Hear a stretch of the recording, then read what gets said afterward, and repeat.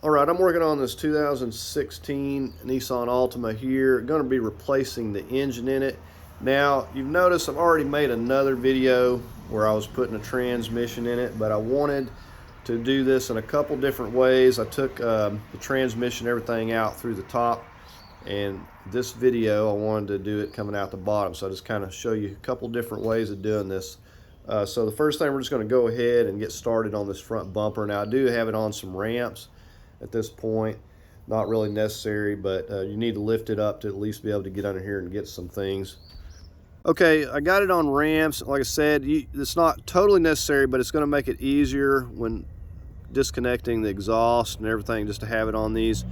I'm going to be actually lifting the front here in a minute and putting some jack stands, but I got the rear ramp here going this way, and I'll show you on the other side.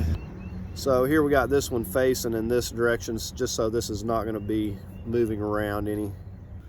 So I'm going to go ahead and take care of these front wheels here. I'm going to go ahead and take care of the cotter pin and this castle nut.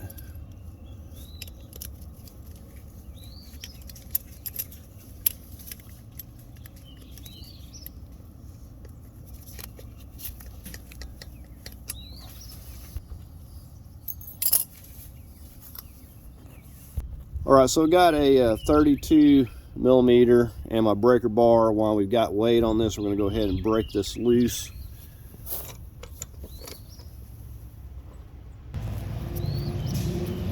That's good enough for now. All right, I'm going to break these loose. Got a 21 millimeter here.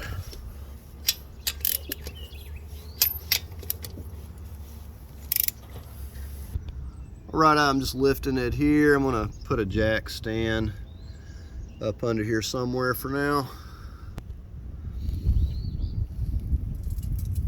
All right, I'll just go ahead and finish getting the lugs off.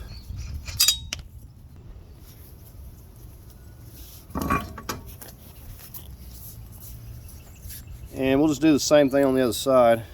Okay, so before we start removing this front bumper, I'm going to pop some of these clips out here and just kind of pull this back over. I don't need to take the whole thing off. And yours may have a piece under here and more clips. You just have to look and see what's holding it. Most likely a lot of this stuff has been ripped off over time.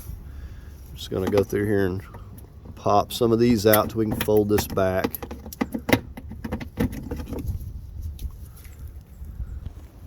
I'm just going to pull this over here a little bit. All right, so you're going to go right up here and find yourself this 10 millimeter. Might be a 8 millimeter. I don't know. These are, I think they're different. I say we'll do this on both sides. So come down here, you may or may not have some fog lights. Go ahead and disconnect that. Now you should be able to just kind of pull this side here out. It'll also kind of clip up under these headlights. Okay, next I'm going to get all of these push pins on this panel up here.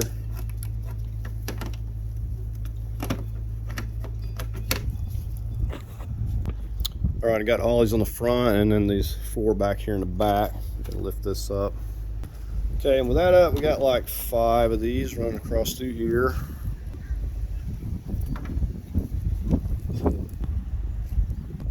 All right, I should be able to lift this. All right, so we'll just get this set out of the way. All right, and I've already got the negative cable disconnected here. Just using a 10 millimeter. I'm going to go ahead and get the positive. Get this loose.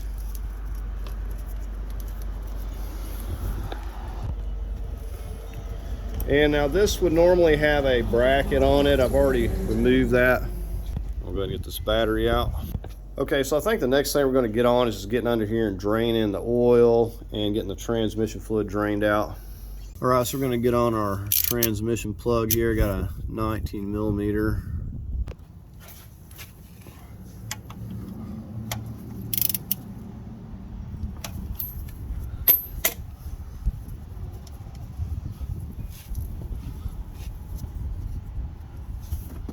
And we got our pan ready to go.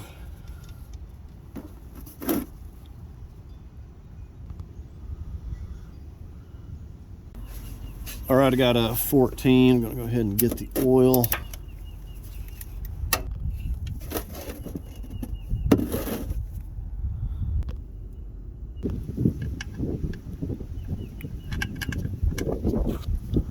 All right, we're gonna work on separating the knuckle here from the getting the CV axle, getting it loose from the control arm. Go ahead and finish spinning off our axle nut. Go ahead and take care of this whole caliper here. Get it hung up here out of the way. We've got our two 22 millimeters back here. These are going to be very tight.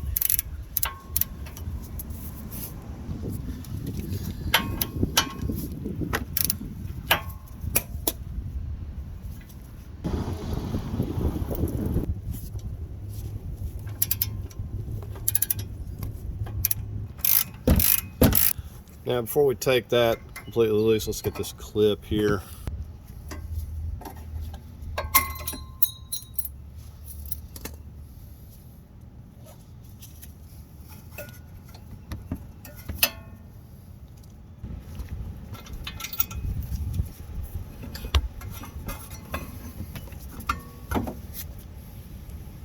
All right, let's go ahead and wire this up on the spring here. So just get it up high enough where it's just going to be plenty out of the way.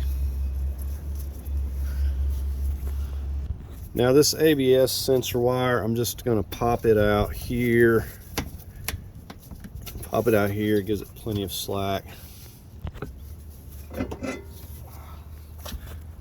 Now I want to make sure our CV axle is loose, or we're going to have to take the time, spray it with WD-40 and get this knocked out of here. Now sometimes you're going to run into this being stuck. In that case, you're going to need to put the axle nut back on, so spray it down and sock it and just hit on it till you can get it loose. Now I do have other videos where they're seized up, so if you want to check those out, because sometimes you will run into that. All right, let's get on this tie rod. Now we're going to have to straighten this out. This cotter pin, and this is going to be really tight to remove. Get it as straight as you can. I like to start working it here.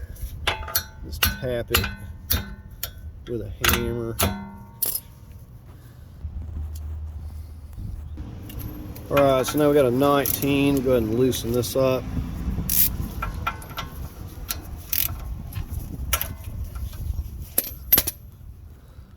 All right, just run that down there where it's flush with the bottom of the bolt there.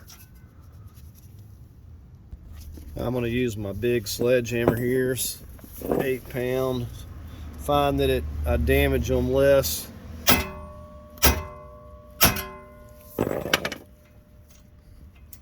And as you can see, we can still turn the nut just fine.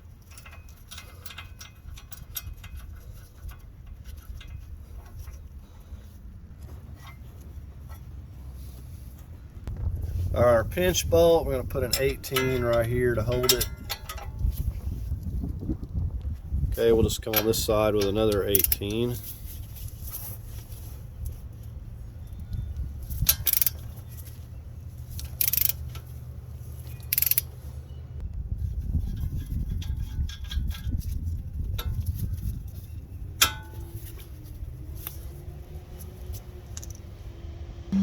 You push down on this control arm a little bit with a pry bar, it'll just slide right out usually. Okay, then we just got the pry bar run in here somewhere. We're going to push down on this.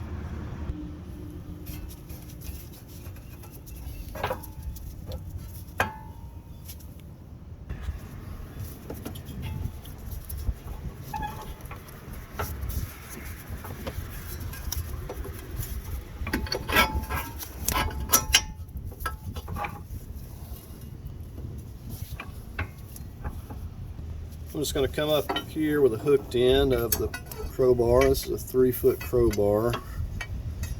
And we're going to be careful that we don't hit any sensors. Usually these pop out of here pretty easy. So we got it loose.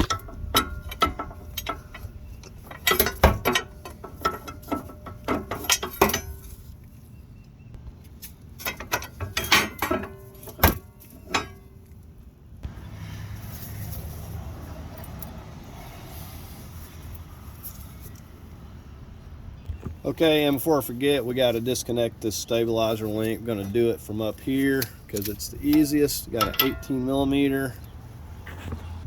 Sometimes you need to hold these with an Allen and use a wrench. Just depends. Oh, wow, that's really tight. All right, there we go. Now, ideally, if you have an impact, it's going to be your best bet, but not always. So it's spinning on me. Sometimes you can put pressure, like on the arm here. Get a wrench and put some pressure on it. Enough to get it. All right, so I'm getting it now.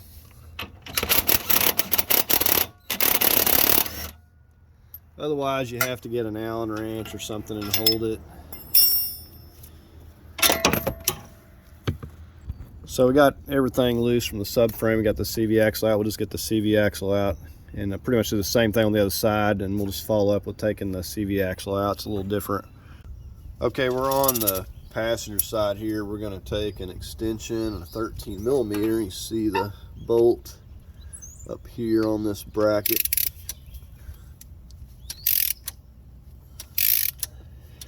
Now, I'll forewarn you that this CV axle likes to stick in this bracket due to corrosion. All right, we're just going to get the lower one.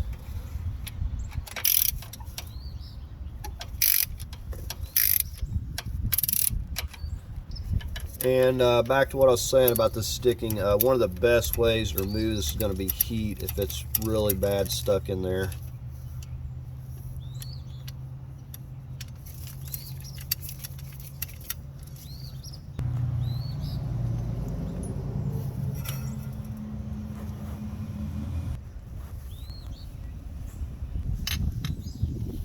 And there's our retaining collar.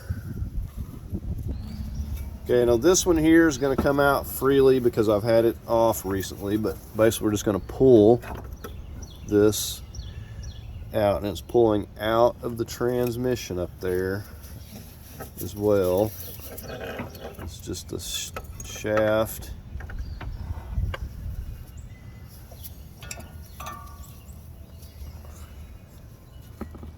All right, just to give you a view of where we pulled it out of the transmission there.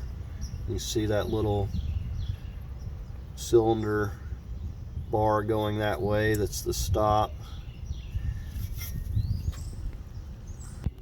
And this is that bearing on this part of the CV axle that loves to stick. You can see the rust on it now, but I've greased this thing up before I put it back in last time. All right, we're going to work on this section of exhaust that goes back through here next. I'm going to start with these up here. Now these are 16s. You'll want to spray these down with lubricant prior to messing with them. I've said I've had all this off, so mine's going to come loose much easier. We got one more over here.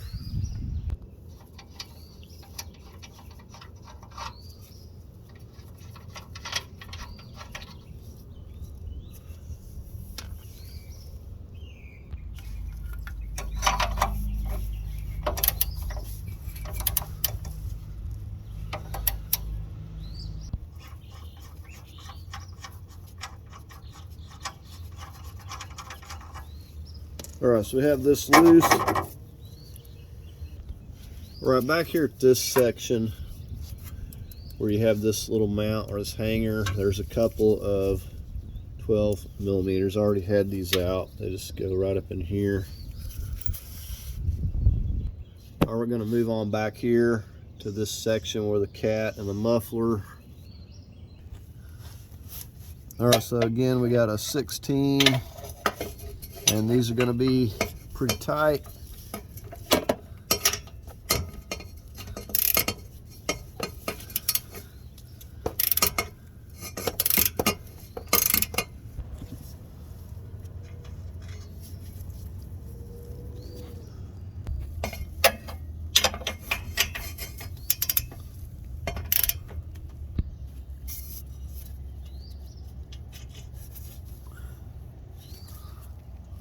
So we got that loose. Okay, lastly, before we pull this out, come back up here. We got the O2 sensor. Goes into this clip. Get that wire out of there. And we're going to press down here. May have to use a pick tool. So a lot of these clips do not want to cooperate. Now this clips this up here too, but I had it unclipped, but it just kind of clips into that. Okay, so pretty straightforward at this point. We're just going to pop this down and pull this out from down here. Let me pan you around a little bit.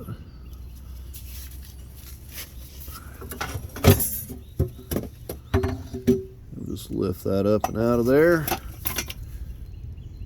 All right, I'm going to go ahead and take the flex plate bolts out, and for that I'm going to be using this 19 millimeter here. We're going to put it on our crank, and we're going to turn this clockwise. All right, we'll just start removing these two 10 millimeters here for this dust cover.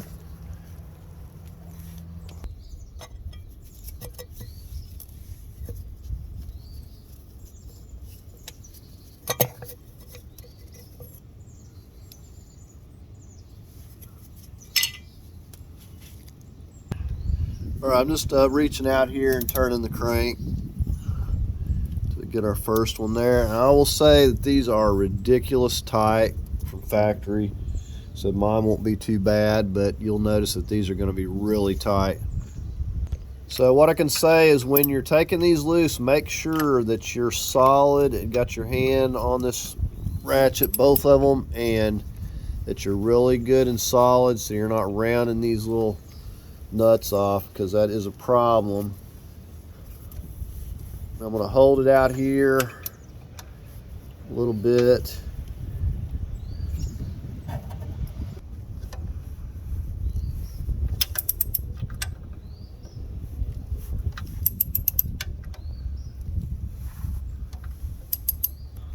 All right, there's our first one. All right, so we're just going to rotate this around, and we're going to continue this process 3 more times here.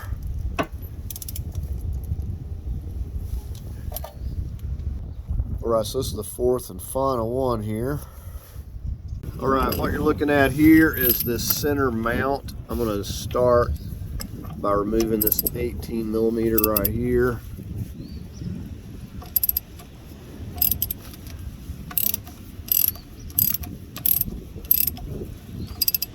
Now you can just shift this engine a little bit. It's usually enough to pull this out of here. All right, we're over here on the driver's side. You can see up in here, this is where the collar for the steering shaft is. We're going to disconnect that 12 millimeter right there. And I'm just using my little 2.5 foot extension to get in here.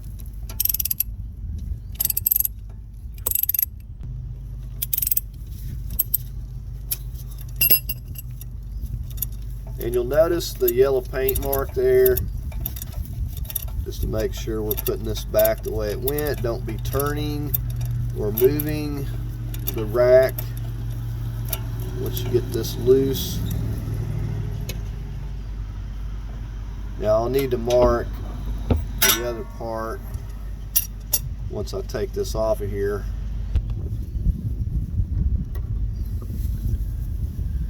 There's that.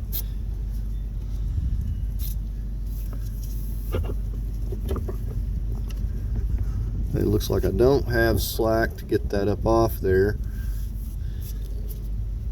Now what I want to do though is put another mark right here on this to make sure.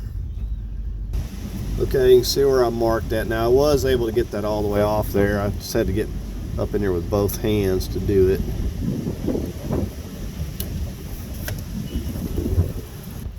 Okay, now another thing I'm going to have to do is deal with the lines that are going, like the return line and the fill line for the electric power steering fluid. So I hadn't figured out where exactly I want to disconnect that yet, but we're going to have to do that.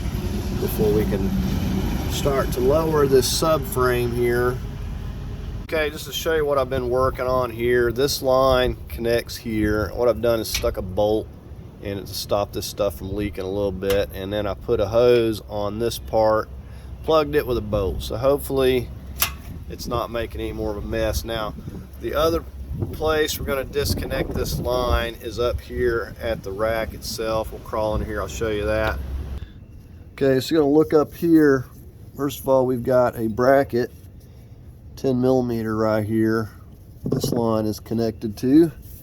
We're going to go ahead and disconnect that.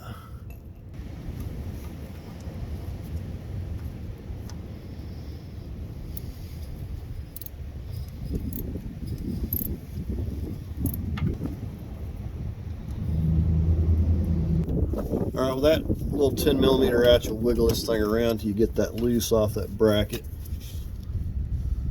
Okay, so we're looking back up here at the rack where the lines go in, like right up here close to where the shaft is. And I want to reach up here behind. Got a 17 millimeter. We're going to reach up here. And we're getting this one here on the left.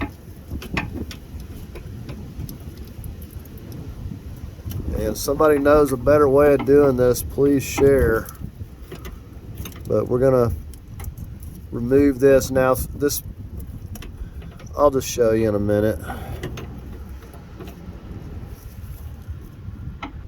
Okay, I'm actually telling you wrong. You're going to be looking at the back side and coming from the front here to get this loose. You cannot do it from the back. Simply not enough room. Okay, we're going to have to get our pan under here too for the fluid. So one of the problems I'm having here today, it's like really windy and it's kind of making a mess worse than it would otherwise.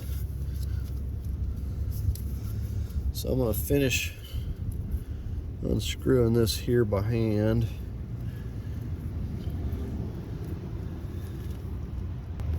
Alright, so we've about got it here. We're going to let this drip and make a mess for a little bit. And we'll need to cover this up so it's not getting damaged. So we'll just try to put it down here and catch what we can. Okay, I've got my jacks set up on each side here of this subframe. We're going to go ahead and start taking the subframe loose. I've got everything disconnected I can think of here and shoved that hose from the rack up out of the way.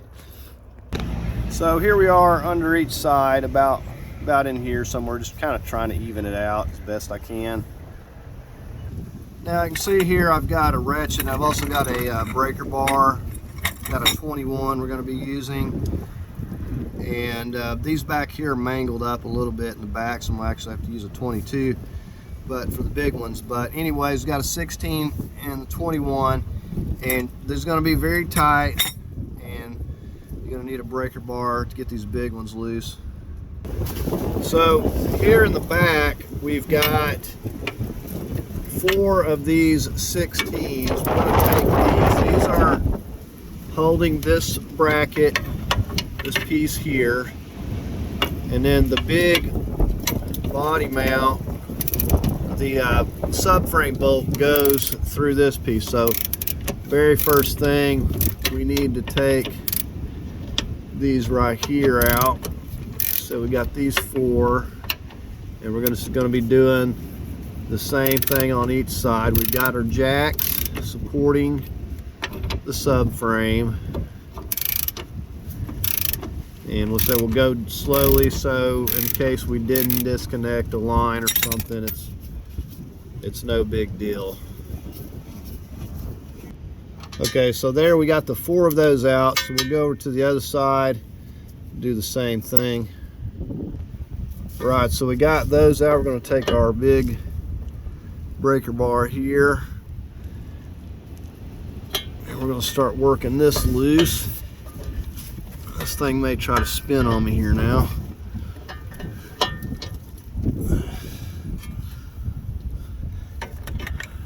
Alright, when we get it loose enough, we'll switch over to the ratchet.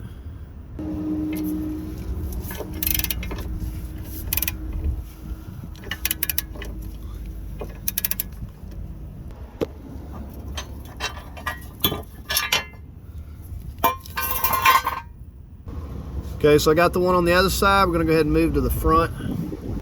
So we're gonna take a little bit of an extension, go up here in the front. Okay, just to give you a view from the side here, you can probably see it better.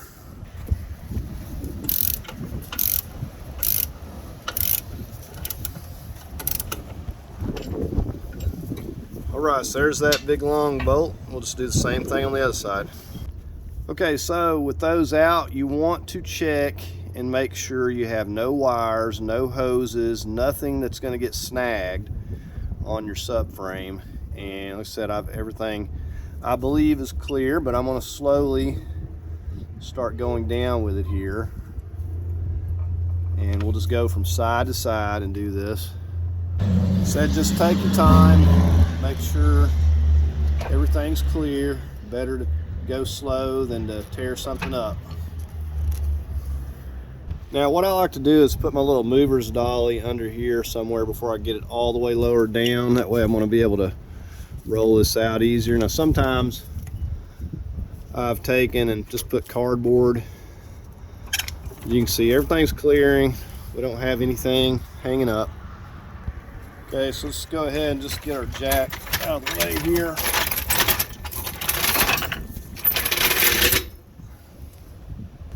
All right, nothing left to do but drag it out of here.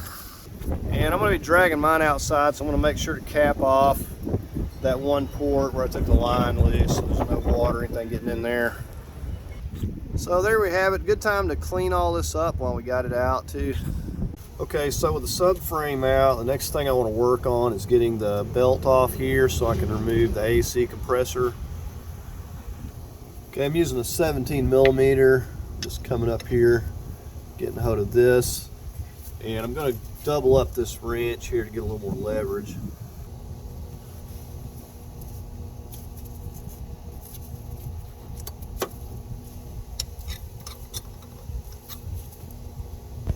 Okay, at this time you'd want to disconnect the AC compressor connector. This one has been cut off and messed up at one time or another, but let me show you the bolts. We got a couple bolts up here, these two right here. These are 12mm. Okay, I'm just going to start with these upper ones here, get these loose.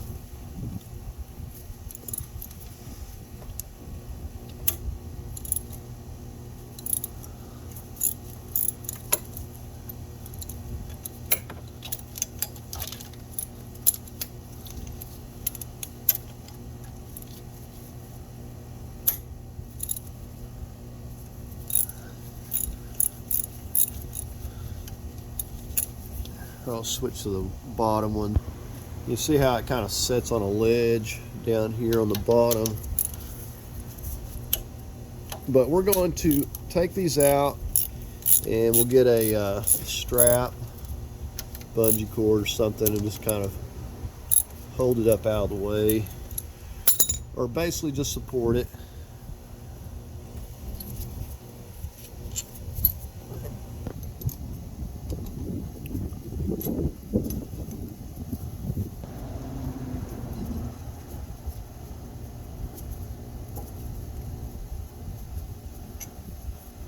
Okay, I'm hitting the line there. Alright, now it should set on the ledge there for a second. Okay, so just to show you, I've got a bungee strap hooked just here for now. This will be fine just to support it so the weight's not pulling down on those lines. And as you can see, it's just completely free.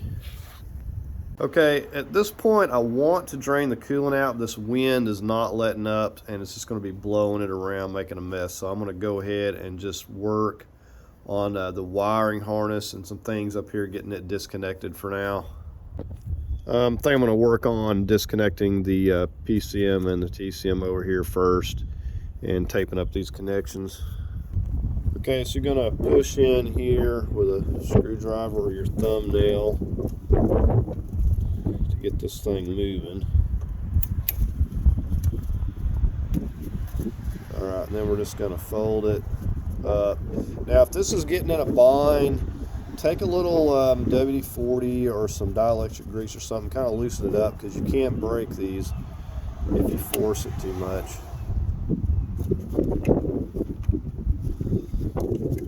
So we're just going to repeat that process. Get these other ones off here.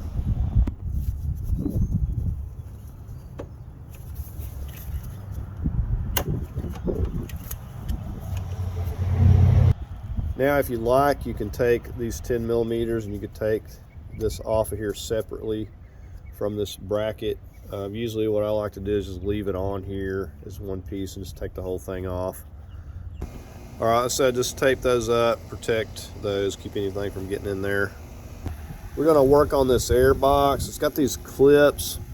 You really need to go in there with a screwdriver or try to get in there to keep from breaking these. The way it clips in there. So here we have another one.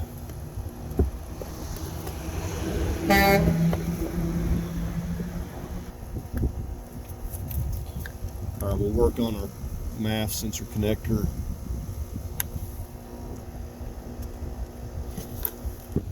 Go ahead and get this 8 millimeter, or you can use a flat, this band right here. Okay, so we're going to come back here and we've got a 10 millimeter hiding back there. We're going to get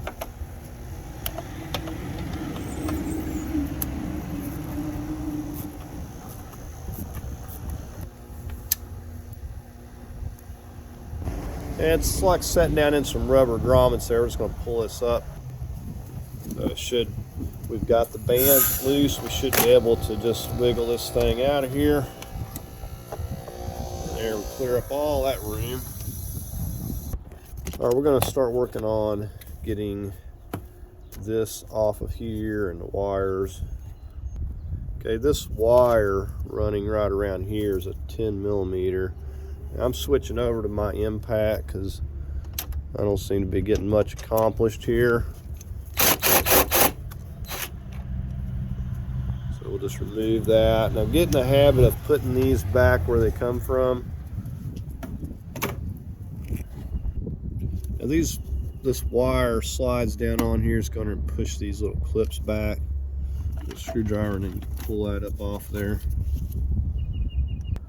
Okay, so I'm just focusing on this bracket that's holding these two, and it runs around here. So we got 1, 2, 3, 4 these 13 millimeters, and we'll just start right here with these two.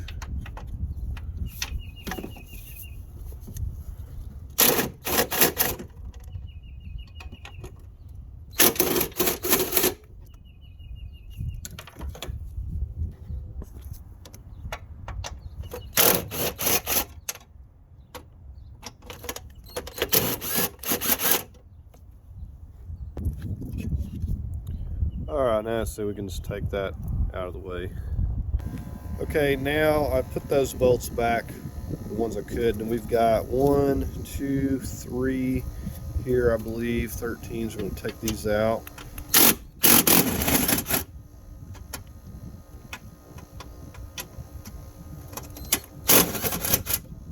There's one more right over here.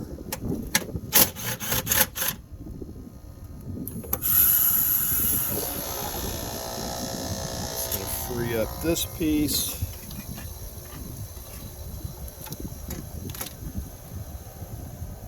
Then we can get to that bracket, or yeah, we'll go ahead and take this because it's going to be out right in the way of trying to get the stuff. Okay, this part of this harness clips onto this right here. Let's try to get down here and show you this. You can see this right here. Okay, so you see that piece right there. You're going to go in there, and while you're pushing out on this, you got to push that in. So if I push it this way, see what's catching on that. That's the way a lot of these locks are. Oh, didn't get it.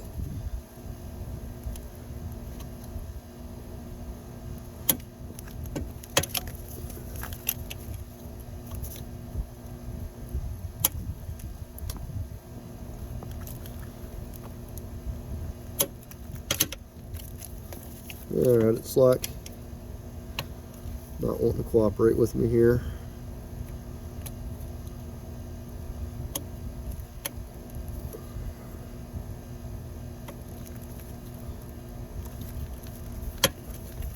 Alright, well, okay, you got to push that really hard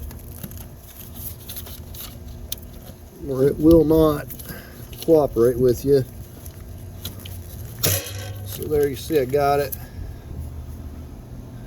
I just freeze it off that brace. Okay, back on this bracket, I'm reaching underneath with my ratchet here. It's 13 millimeter.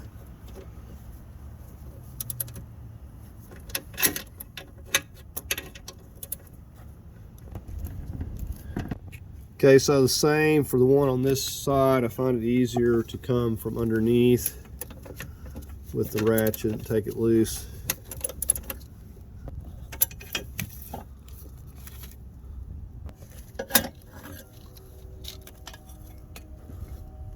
Okay, as far as separating these wires, now we're going to push here, pop that up.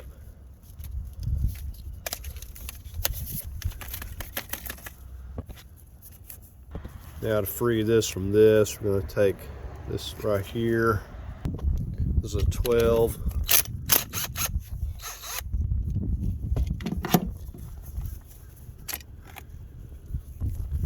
Okay, so just to show you what we've accomplished here doing this, we've got this free from this. We can put this over here out of the way. That's freed this from this part. Now label everything. So we have that free. So we'll just get this out of the way.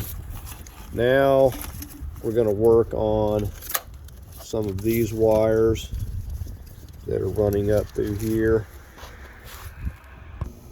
Alright, so this negative cable runs down here, grounds the engine, but this portion runs back to this wire right here that's running into this box.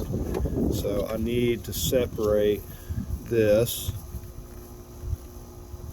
Push this clip. Sometimes you got to use pliers or pick tools to get these clips. So we got that. Now that is separated. Can set that aside. And the wire we actually need to get out of this box is underneath here. So this is the one we're after. We're going to pry this off here without breaking this clip, hopefully.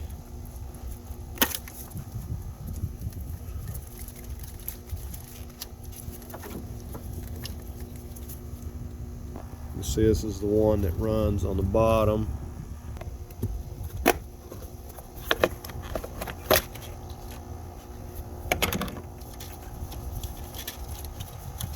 Right, so to get to that one, we've got to remove this one. Push it over there for now.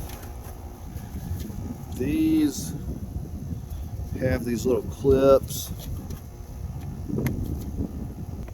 Let's give this thing a little pull here.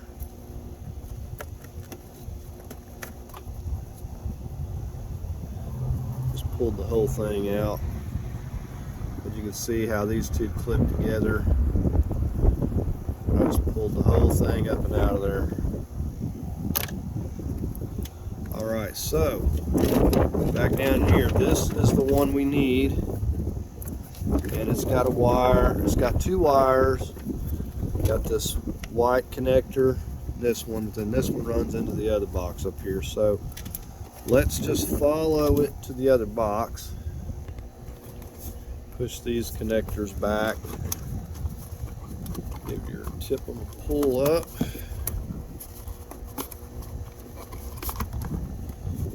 Flip this over.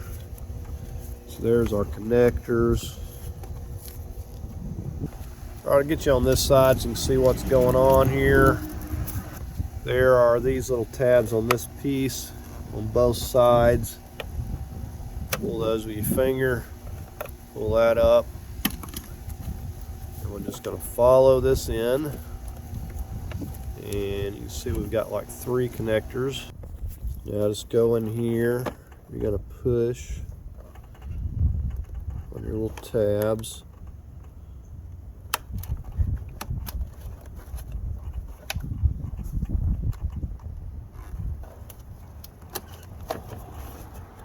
There's one.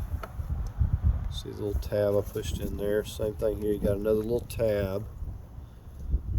Push that. And you got this one. Push this tab here.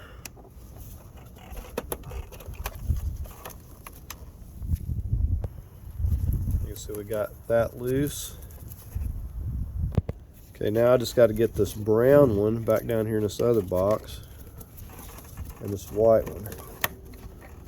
There's that one. Get on the other side here.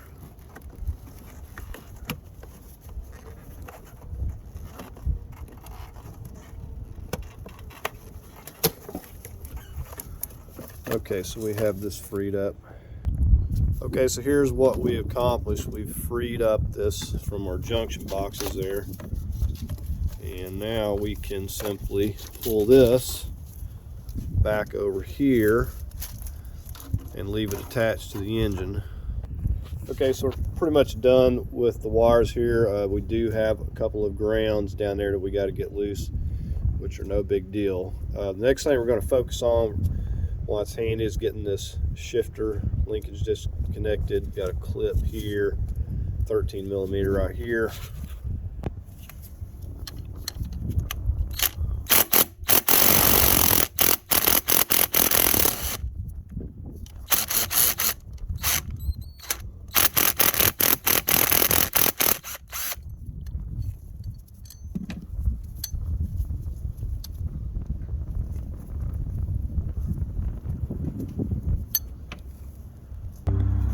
I'm just taking my spreader pliers.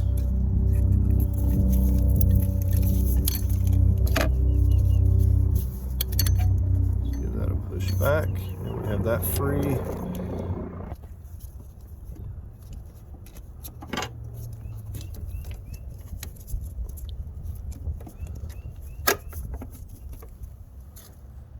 I'm going to go ahead and remove this little intake boot here and this piece next. So I just moved this clip back here. Okay, that band down here is an 8 millimeter. I got to reach back here, loosen that up.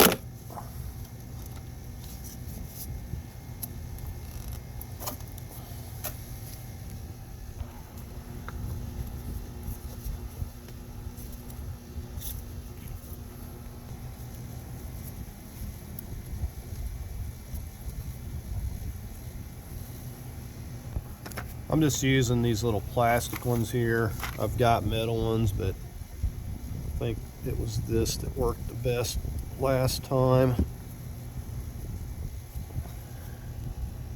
Most likely going to have pressure.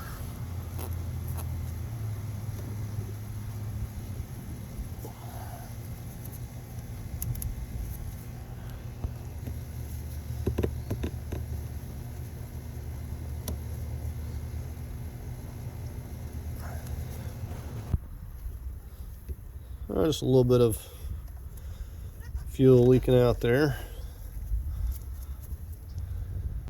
Okay, now what I did is I just put a paper towel around it and put it in a Ziploc bag. It's just, and shoved it back up here out of the way. It's just going to continue to drip here otherwise. We're going to disconnect this vacuum line here, this one over here.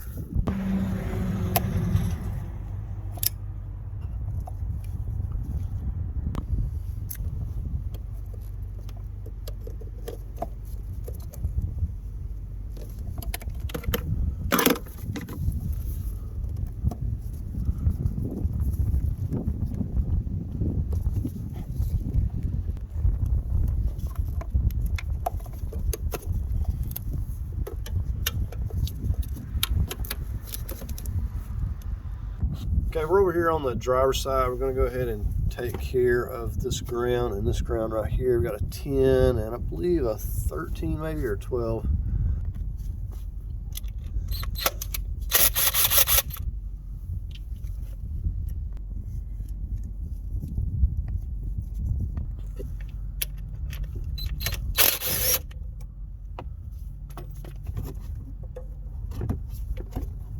So this is a 13, in case I didn't say. This sensor here is all but certain to get broken, so I'm going to go ahead and take this tin out, and we will disconnect this.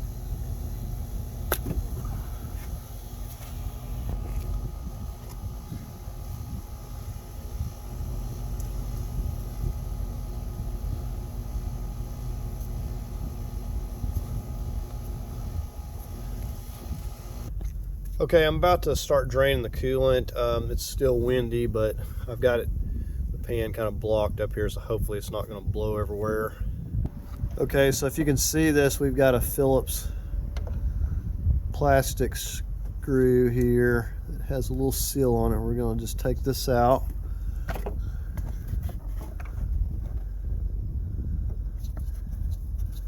And I'm going to move the camera back here because it's going to probably blow everywhere, but just to kind of give you an idea.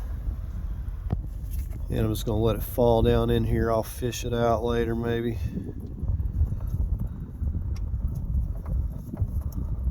Well, it appears to be stuck.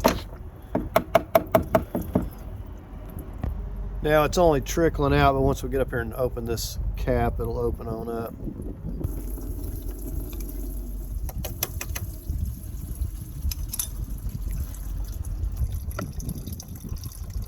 Okay, I poured up the old coolant there. It's still clean, but I do run it through paint filter. You can see there's some fine particles in there, and also got that little washer back out. So I went ahead and put the plug back in here. Now I've got the drain pan down underneath. When I go to taking these hoses, there's going to be residual coolant, and even every time you move the engine, a little bit of coolant's going to leak. So I like to try to plug these off by some means if I can. I'm just going to start with the one here by the right side of this engine. And if you get these just right, you can lock it.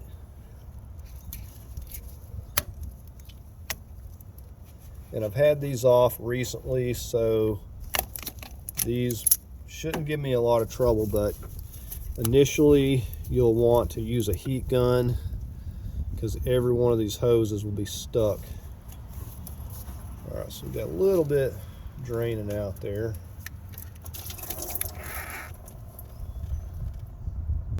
I just got the residual cooling out and just stuffed it out of the way there. Okay, we got our lower hose. I'm just going to disconnect it right here, right below the exhaust manifold.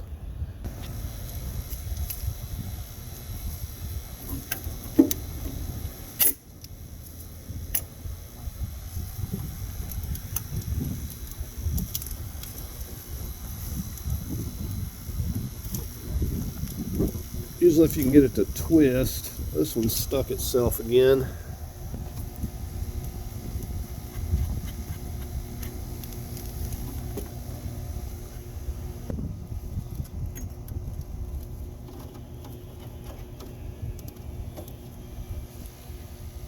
Again, just stuff that out of the way. Okay, I'm going to get on these two heater hoses. It's just as easy to disconnect them right here. It's a good idea to mark them so you don't get them mixed up by accident. And again, you'll want to use a heat gun on all these. They're going to be really hard to remove otherwise.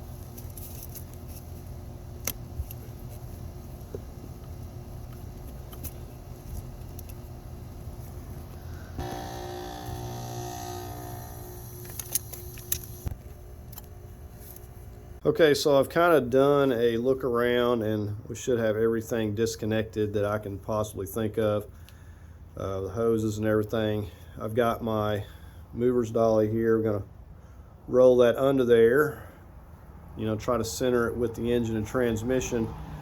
And you can see I got my jacks on each side here. It's pretty straightforward. We're just gonna go take the jack stands out and lower this down onto the mover's dolly here.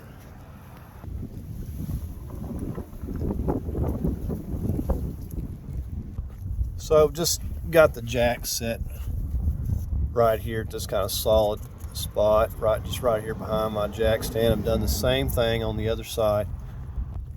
So we'll just be lowering this, going from side to side.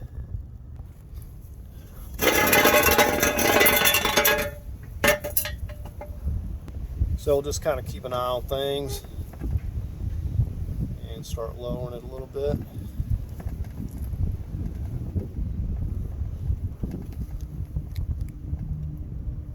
Okay, let's go to the other side.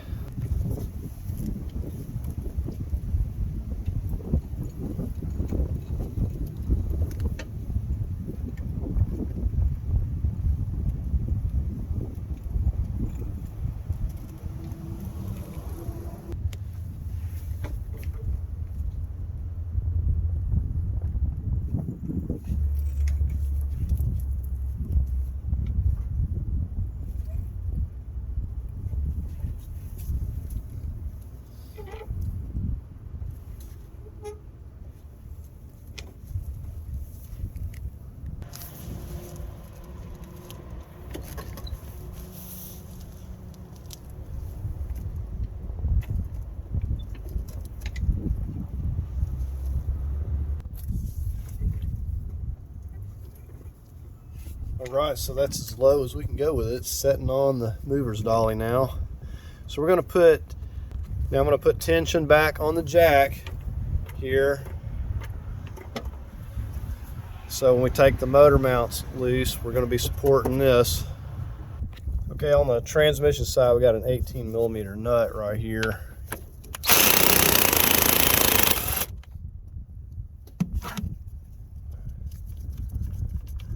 Right, if this isn't stuck, it should release. Okay, we're going to come to the other side. We got our torsion mount right here. And we first need to get this out of the way.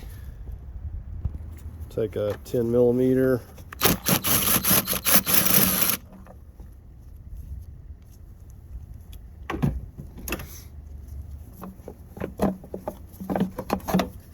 Set that out of the way.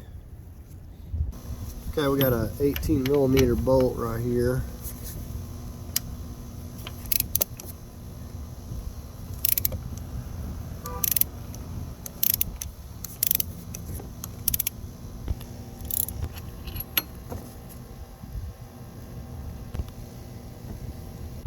We're going to get on these now. I got a 18mm right here.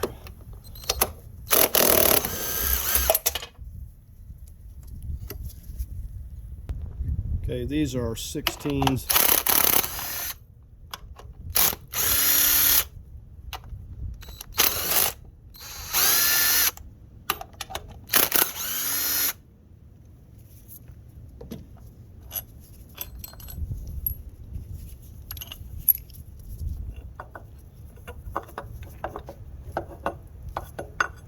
Alright, so we got that out of the way.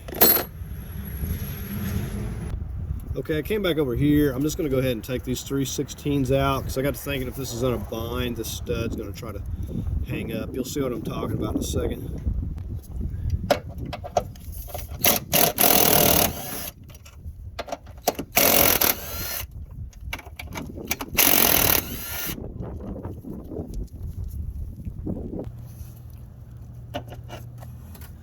Okay, so you can see how that kind of sets in there into that, and this is just going to basically go straight down, but I was worried with it being in there like that it would kind of try to hang up, so just taking it off. It's only 3 bolts.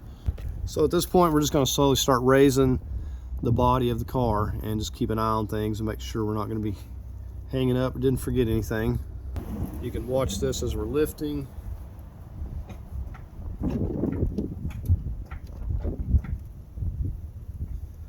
Of course, we want to do this evenly from side to side.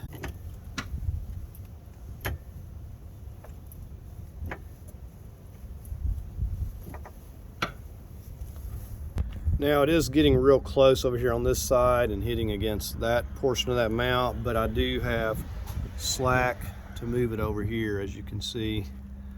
So we'll just try to pull this back a little bit this way.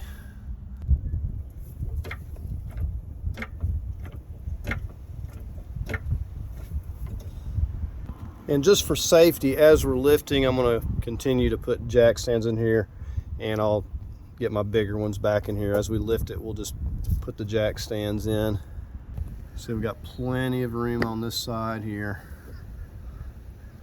As I get down to the AC compressor, I'll have to pull that over slightly so the alternator doesn't hit it.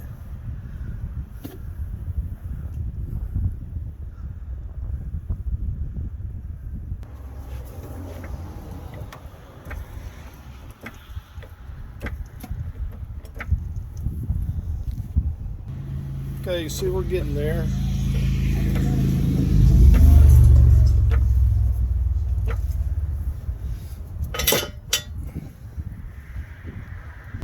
Oh, you can see we're almost there. See about how far I've lifted this, and I'm just going to come out through this fender well here. I probably need to move this flap, but just want to give you a look in here. See, it did not have anything hanging up. That power steering line is just kind of laying over there on the ground. See, everything's clearing nicely. The AC compressors, no problem. And so I've got it high enough. At this point, I'm gonna go ahead and start wheeling it out in this direction and try to see what I can do here.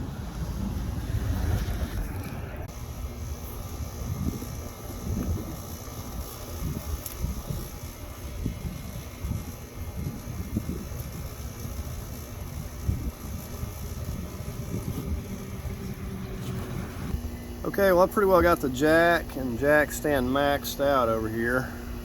I think we have enough room at this point.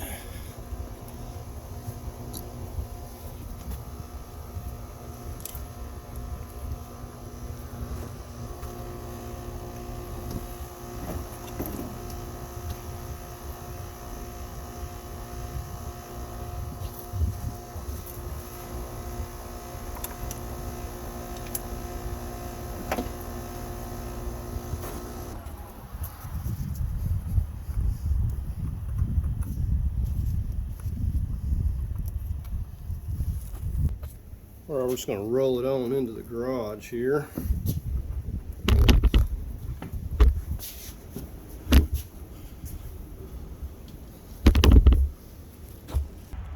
And here's just a quick look in here when we got this thing out.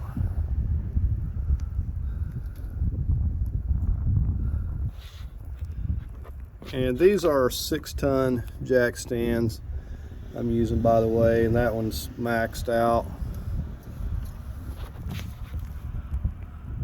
Okay, so before we separate the transmission from the engine, we're just going to go ahead and start taking the wire harness off of here. If you need to, make sure to label where everything goes so you don't get confused later on. We're just going to start down here beside the exhaust manifold. This is where the AC compressor connected, and this is going down here to this oil pump. I'm just going to get that disconnected. This here clips to where the dipstick is. Got a 12mm right here on the alternator.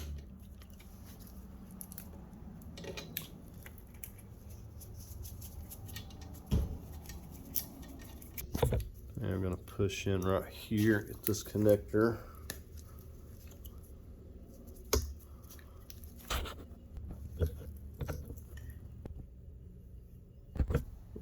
These 10mm grounds.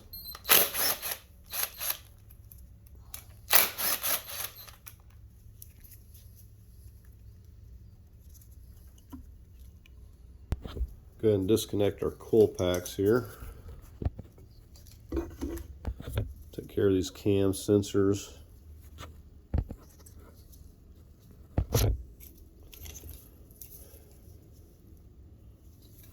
Okay, so I'm just coming to the other side. We're going to get everything loose up here in the front and start working our way back. Get our VVTs here.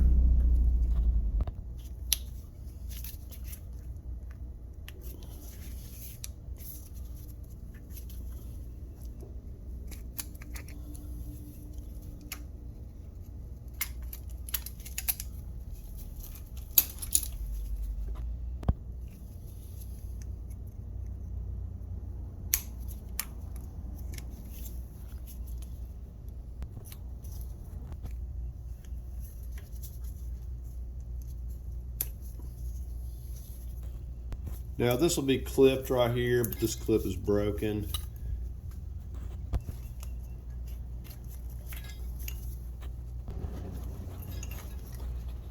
Okay, now we got this freed up. The way this works, we got to unhook it from the top, and then this kind of feeds through here, or rather we pull this out through here. And you're going to find there's a lot of clips. This goes down to that O2 sensor, and it's clipped here. You know, a pair of needle nose works good if you can get to them from the back side, but there's going to be a lot of clips. So I've had this off before, so some of these are going to be removed already.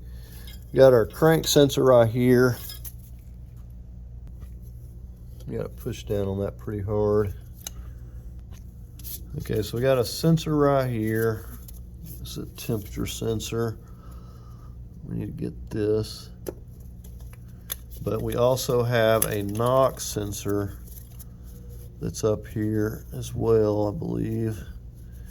And for that, it's kind of hard to show you. Okay, so you look to the front here, you can see it. We're gonna give that a push down, that little spring there. And then that'll slip right off, so. All right, so we're back over here. We need to pop this up.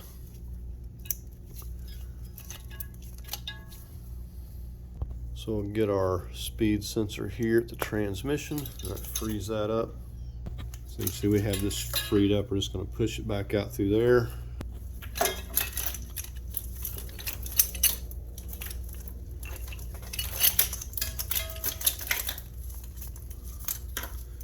All right, so there we have that. Okay, so you can see what we got accomplished there. We got that. Then we're going to start back up here and work our way across.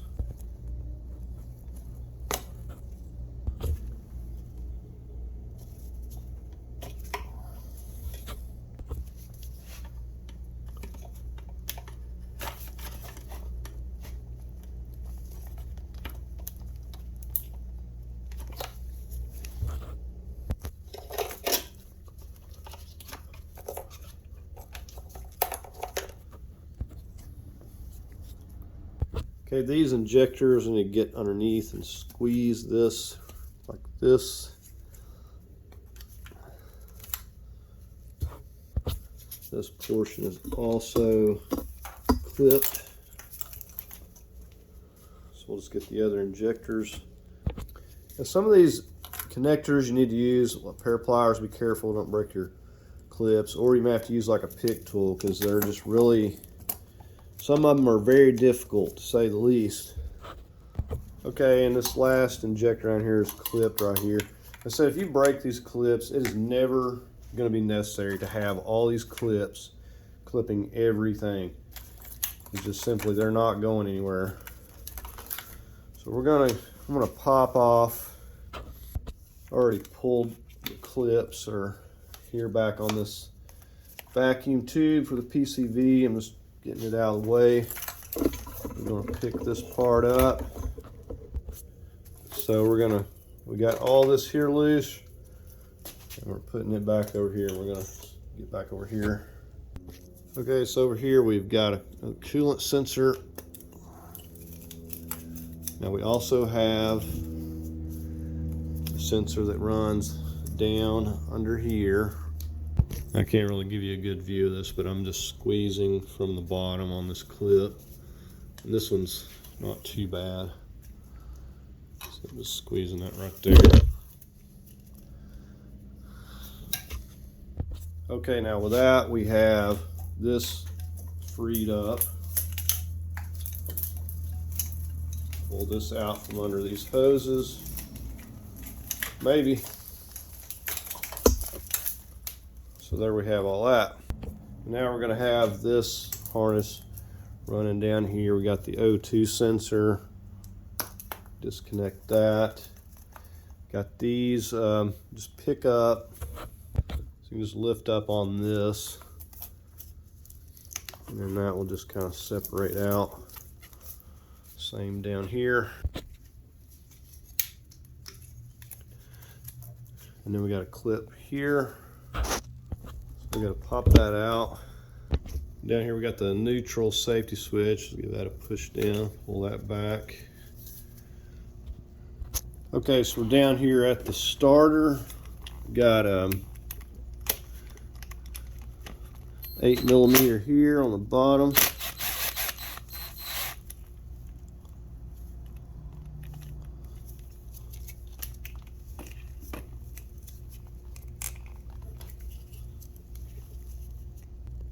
And we got a 12.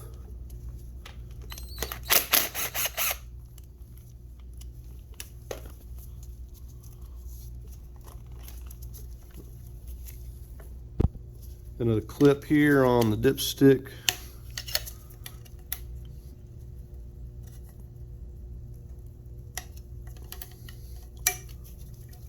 There was one up here too, but it's broken. Seems like it's always difficult to show everyone on this little, this is like a twist lock style connector. Let me rotate you around here where you can see the little lock. Okay, so that right there is your lock. You can see that. Kind of keeps it from going back. So you're going to push, what I'm going to do is I'm going to come in here with a pick tool. As you can see, I'm going to push that over. If you don't push it over, you won't be able to turn it. So you got to push that over just like that. And then you can rotate this. So that's what I'm doing essentially. Pushing that over. And then we're going to twist it. You can't see it here. That's what I'm doing. It's right down here at the bottom. And then I'm going to twist it. And sometimes they're not real easy to twist. And I like to take and use some dielectric grease once I get this off here. And I have had to spray them with some WD-40 before too. All right, so there I got it going, maybe.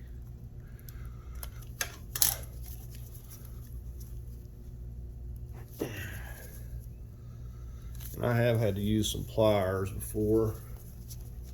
Some of these don't want to cooperate. All right, you see that's moving, and you're going to have to turn it till it stops. And basically, that little lock will lock again. See right there. So you can actually see it right there. We pushed it till it locked again. And now we know we got it far enough. Now it'll pull off here, it should. Let's see. All right, so there we have it. All right, so we got one more connector hiding up in there behind that starter. And it's pretty well, it's really hard to get to with the starter in place. So I don't know if we're gonna be able to get it or not. And there's also a clip here. I'm gonna attempt to get it. So I'm just gonna use this to push this little tab over. Now I'm gonna be taking the starter out, so it really doesn't matter. I just kind of want this harness out of the way first. I'm gonna push that till it clicks. And there we have it. All right, so we'll just carefully pull it out. Like I said, it's got a clip. Clip's right there. You got to pry off, but mine's broken.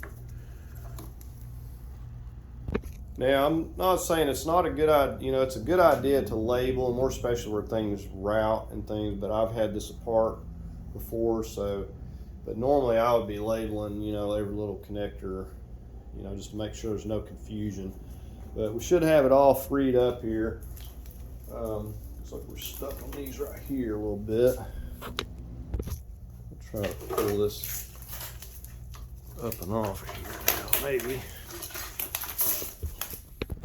Everything likes to hang on to everything.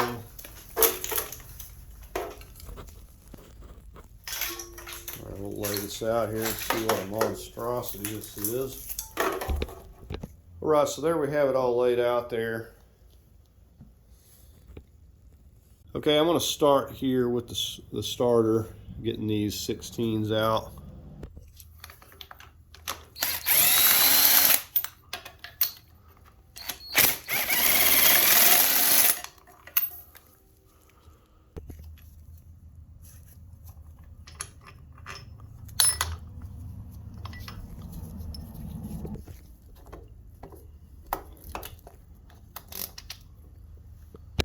Now we're just going to start removing all of these transmission to engine bolts, and I like to number them so there's just no confusion or mix up.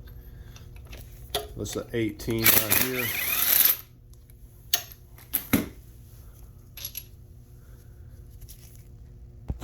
Okay, on the other side here, we have them all running underneath here. So we already got our flex plate bolts out, so we don't have to contend with that.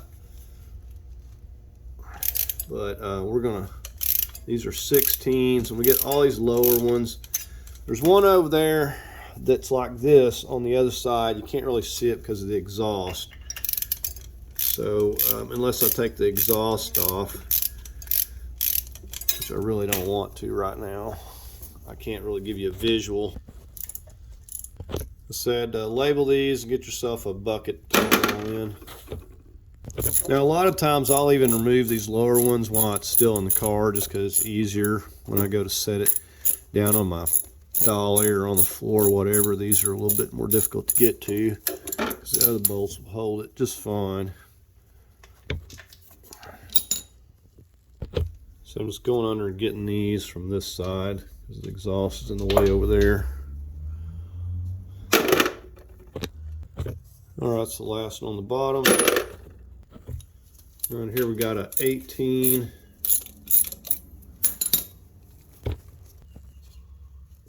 And we got a 16.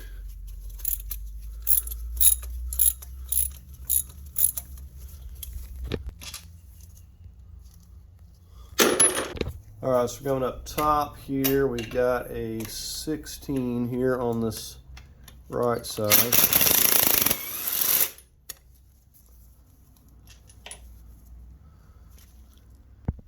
Okay, then we got an 18 on this side.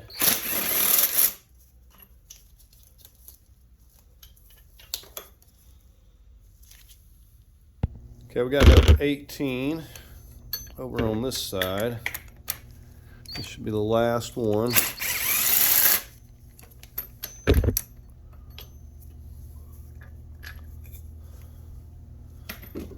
Number that one.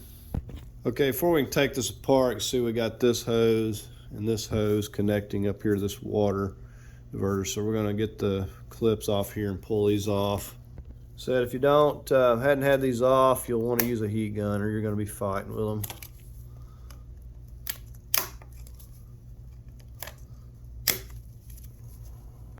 Most likely these are going to have coolant all in them. So if you can get something to plug it off with, even if you got a bolt or something, so it's just not leaking, making a mess everywhere.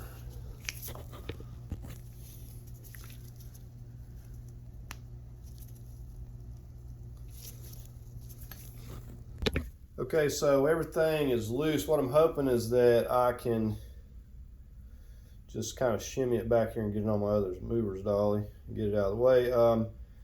But I'm gonna probably support something under the middle of the engine there because I don't want it rocking, going backwards. We'll just stick like a piece of 4x4 or something in here, just kind of hold it. All right, what I'm doing here, I'm just kind of shim some boards under here where I've kind of got the weight off of the transmission here, so I can start kind of shimmying this back. Now it helps if it's a little bit more evened out, and I could get my lift over here, but I think I can get it without having to do that. The only thing is, like, it will kind of hang up a little bit on the torque converter, so you got to be aware of that. You may pull your torque converter out. So I just like to start tapping it from side to side, and then I'll get over and kind of rock it a little bit. Okay, and so just through rocking this a little bit, but it did pull the torque converter out, so you got to be aware of that because it wanted to hang up. I'm just going to slide it back here.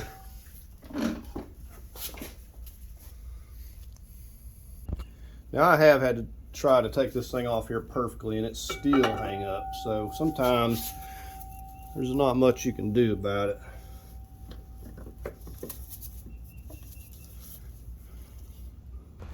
Right, so said there we have them separated, not too bad.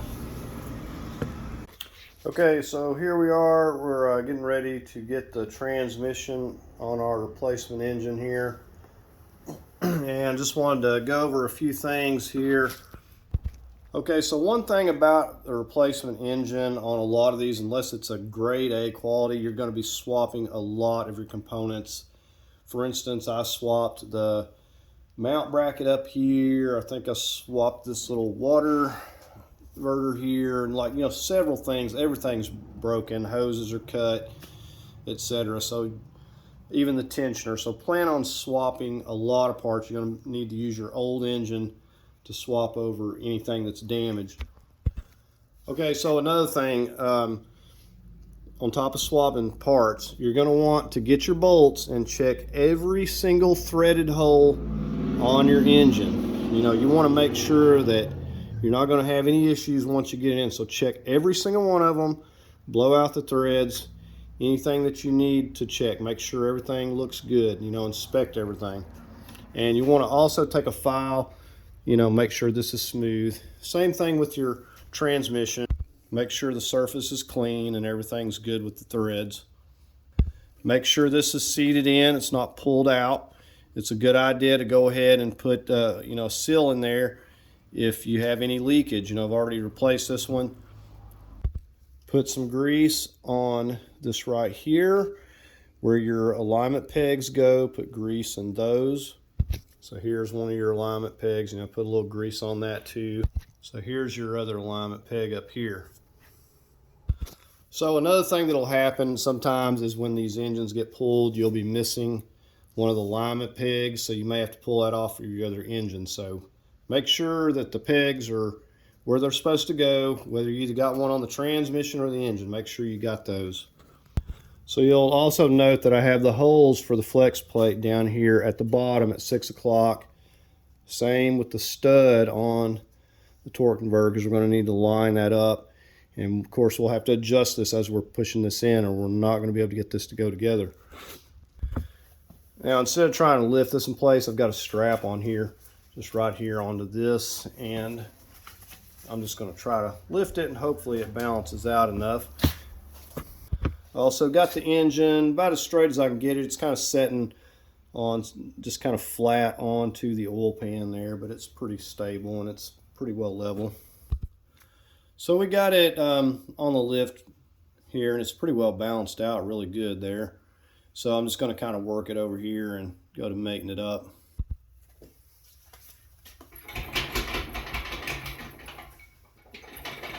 Want to be very careful, because you don't want to damage or hit this, tear anything up. Now, more than likely, what always happens is I have to like pick this up on one side if I can get one peg, and then I have to kind of lift it slightly because it's never just perfect. So this is going pretty well here. Just taking my time. I'm going to have to just slightly lift this side. So this is, said, lining up pretty good. If you can see that in there, I'm just kind of slowly lifting this to where these two bolt toes right here are going to kind of line up. They're looking pretty close. So I'm going to start, so I've got all these numbers. This is 9. We're going to start with this bigger one. I'm just going to feed it in here with my hand. We're not going to crank a wrench down on it or nothing. I'm just going to loosely start it, just enough to kind of just hold it here basically. You don't want to thread it down too much, because then you won't be able to get your other side started in right. Okay, I'm just over here on the other side with my number 8. And I'm just going to slightly lift this a little bit here. It's no big deal. So most of the weight's on the lift here. Start that with our fingers here. Just a little bit. And then we're going to look and actually see where our alignment pegs are. We're going to also make sure that our torque converter is lining up properly. So before you go any farther, you want to look in here. If you can see that right there, there's your stud on the torque converter. So not quite where it needs to be, so we're going to have to push that down a little bit. So if you get it tight, you're not going to be able to move this. So now we've got that kind of lined up where it's going to go in that hole there. Then we're going to come over here and look, see our pegs lining up with the hole.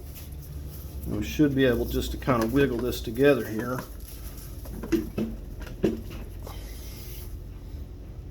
And because this is not like perfect the way it's sitting here, I got a board and I just did this right here and it just pretty much fell into place here onto that alignment peg.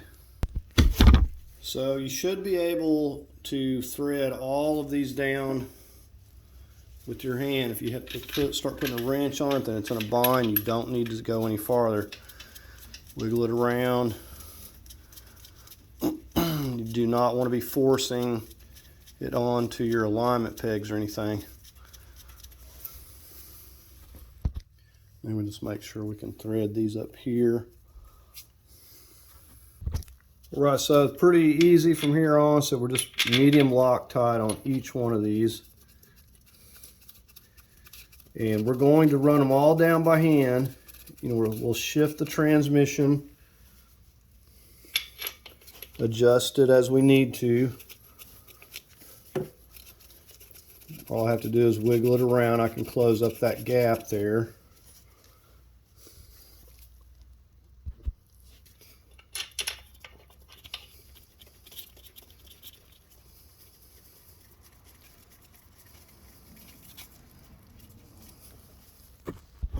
So let me see if I can just lift this, wiggle this around.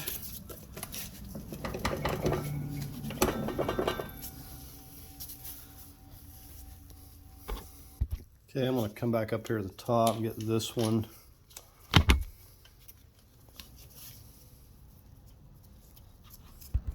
Okay, I'm just back down here. I'm going to get these lower bolts we got here in.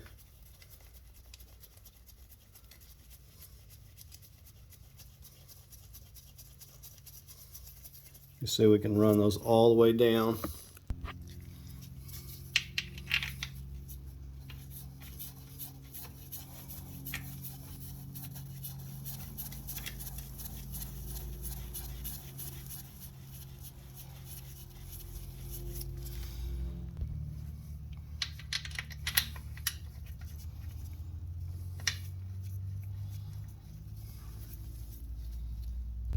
Okay, we've ran them all down by hand, so we're just going to go around the whole thing, just give them a little snug with a ratchet. Okay, so next thing we want to do before we go any farther is put a 19 on here and make sure that we can turn this. If we can't turn this, then we don't have the torque converter in right, and we're going to have to take it back out. So we want to make sure that this is turning like it's supposed to be. Now, as far as putting the nuts onto the torque converter, we'll just wait till we get it in the car. It's just as easy to wait. All right, so we're going to go through and start torquing these. I'm going to go 45 foot-pounds on the big 18s, and we're going to go 35 on the smaller 16s. And we go through and get all these 18s first. And yes, it's a good idea just to go from side to side. I've already tighten these, so I'm just showing you using this extension. So all these are really easy to get to up here with an extension.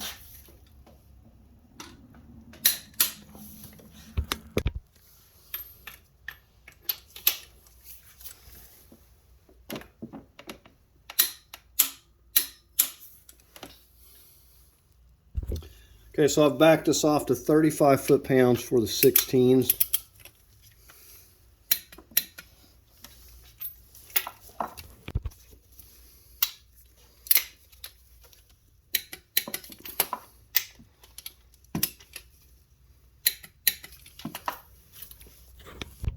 We're back up top here.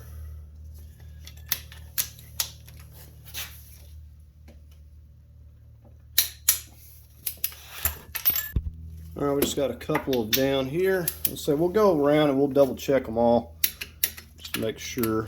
So 45 on the 18s, 35 on these. Now I'm going to hold up on the wire harness or the starter, until I get the wire harness up here because it's easier to get this one plugged in. So we'll just kind of pick up from there. Said I'm just going to get the wire harness on. I already covered taking it off, so I'm not going to take the time to go over all that. Okay, I got the exhaust manifold on here. We got the wire harness back on. Not a big deal. Just making the last few connections. Put the alternator back on after I put the exhaust on.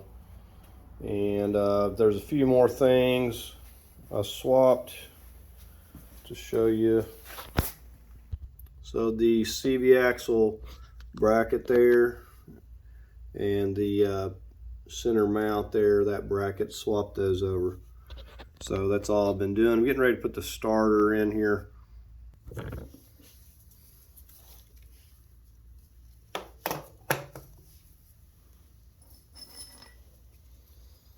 I've got the medium Loctite on already.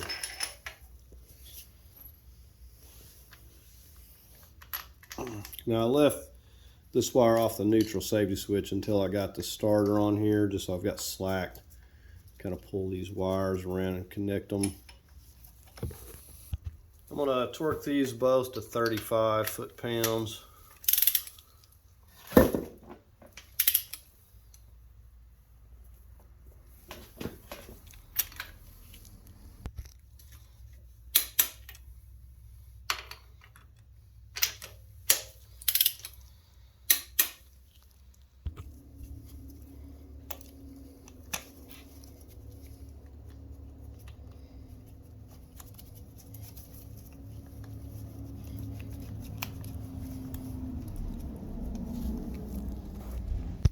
You can see right there it's got a stop to keep this from twisting. So I got my 12 millimeter.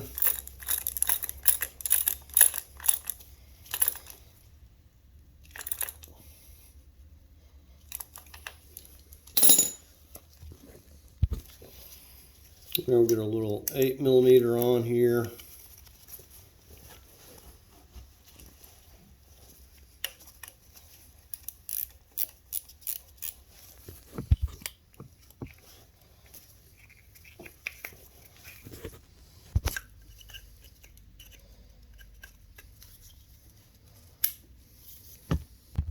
I'm just getting ready to put this mount piece back on there. These are quite expensive, by the way. You want to inspect the rubber on there, make sure it's good around this. But this here, we got a light over here.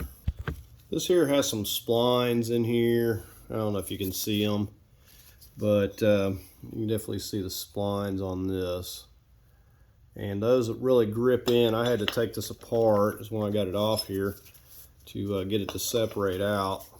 It was my mallet because it was really stuck in there. So that's why I've got it off, but I'm just getting ready to mount this back up.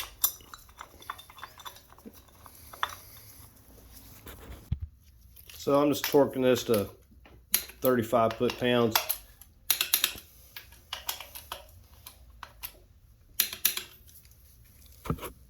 Like I said, take the time to inspect this. I know this one was better than the other one I had, so I'm putting this one on here. Okay, so the other thing I'm going to do is get my lines hooked back down here to this trans cooler. All right, we're just getting ready to start rolling the engine back under the car here. We've got everything hooked up.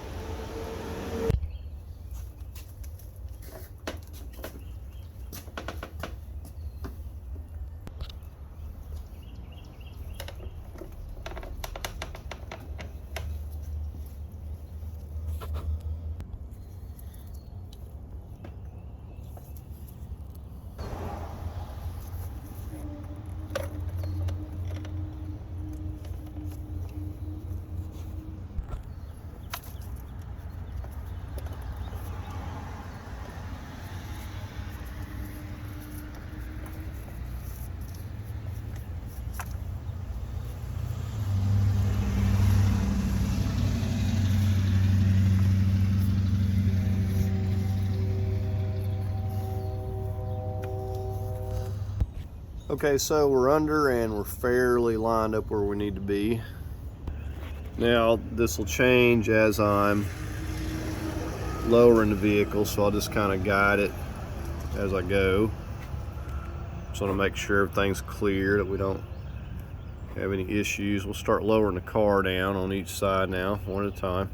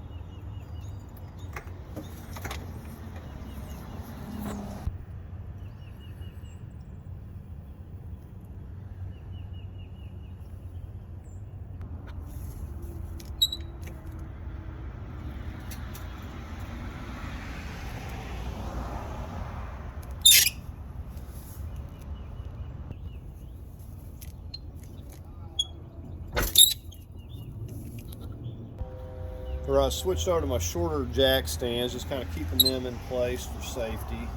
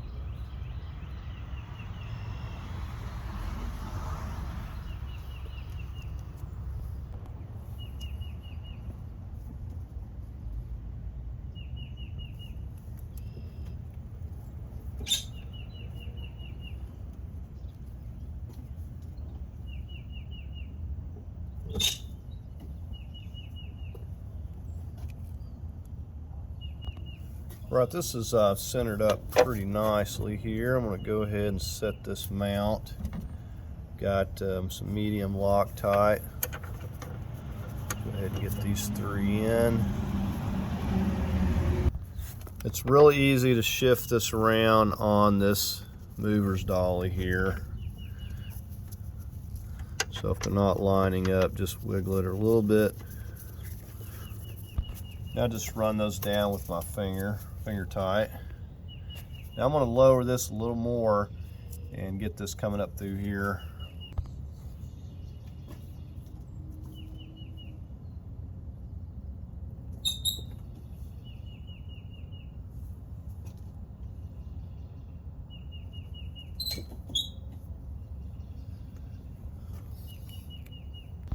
Go ahead and get our locking nut on here.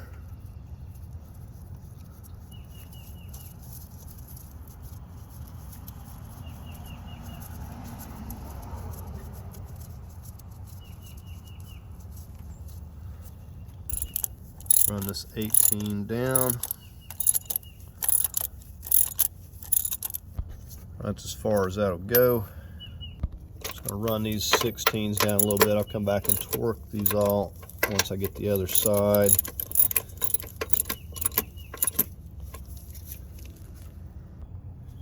Now this side over here is lining up real good. I'm just gonna start with this 18. I got a little bit of Loctite. Torsion mount, get it started. Now I have not had a problem with this bolt starting crooked, but I will say with the replacement engine it was all stripped out and cross threaded, so just be cautious. Make sure that you can start it by hand first. And so I had to swap this entire bracket from my old engine.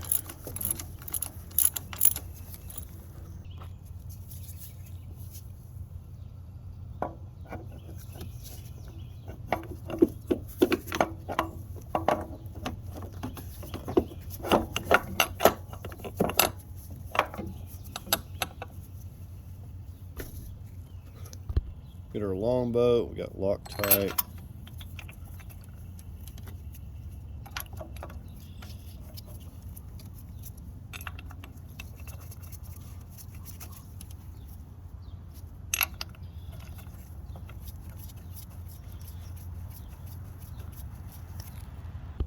Now what I try to do is put the bolts back in the same like mark where you can tell they were at on the mount, just to kind of have things back where they were.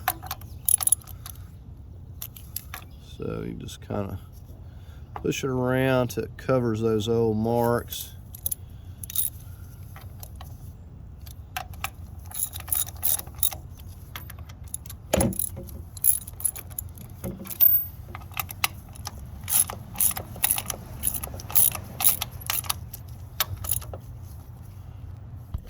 Go ahead and get our nut back down here, put a little Loctite on there.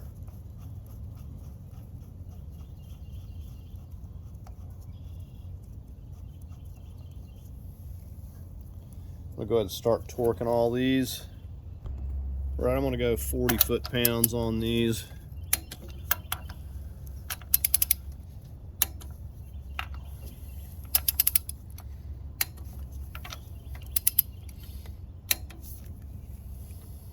I'm gonna go 45 on this 18.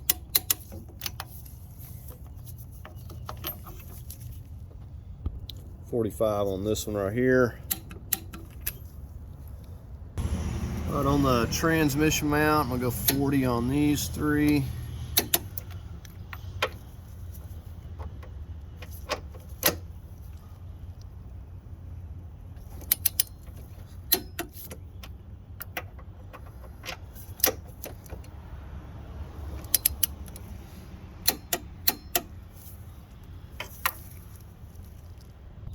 I'll do 45 on this one.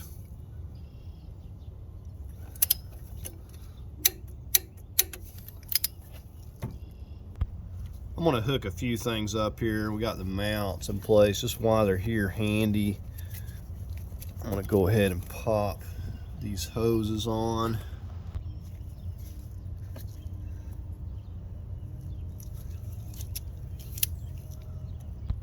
So with a lot of stuff, do it in what order is gonna work for you. I mean, just kind of get things while they're handy. You're already in one area. Go ahead and take care of it.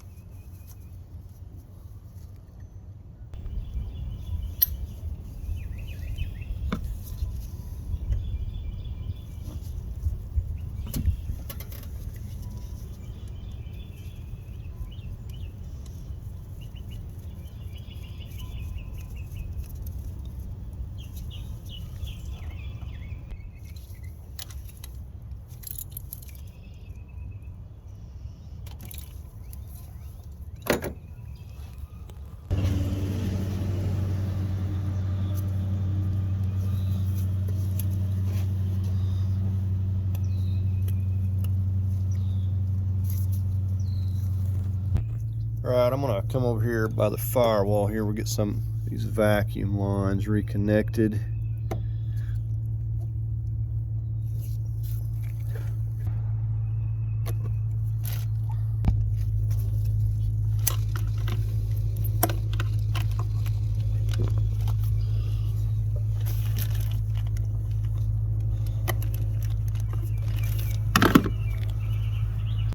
We're gonna get this fuel line.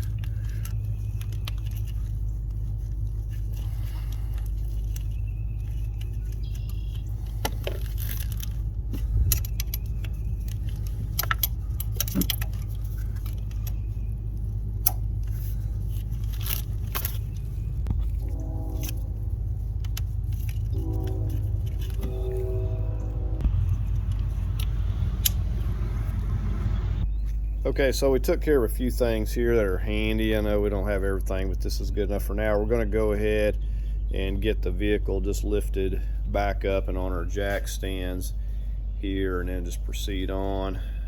Okay, so the engine is supported now with the mounts. We're going to go ahead and just start lifting it up, put our jack stands back under here.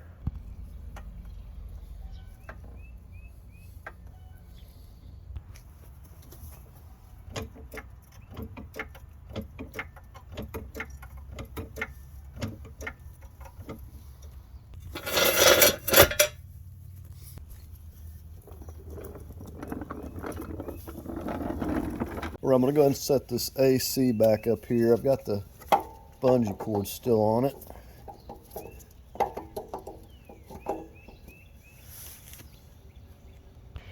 Put a little medium Loctite, get our short ones back in the bottom. Now you should be starting all your bolts by hand, where you just take off with a ratchet, but you have to be especially careful with these small bolts. They are easy to get cross-threaded. Don't ask how I know.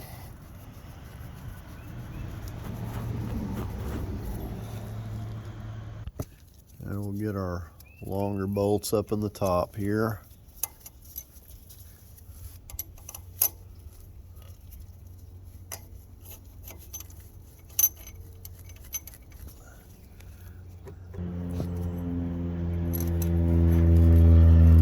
Now, I'm not going to be torquing these, but if you do, I wouldn't go more than about 10 to 15 foot-pounds on these. And yes, I did solder a wire connector on this. It's just a universal connector that I got at the parts store. And I'll just cut the old connector off of the harness.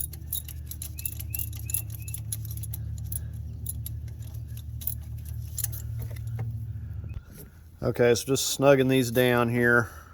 Okay, so here is the other end of this connector. Like I said, I just cut the old original one off because I didn't have this plug on the compressor, as it was removed by someone else. Okay, I think at this point I'm gonna go ahead and start rolling the subframe back under here, and we'll start getting that hooked up.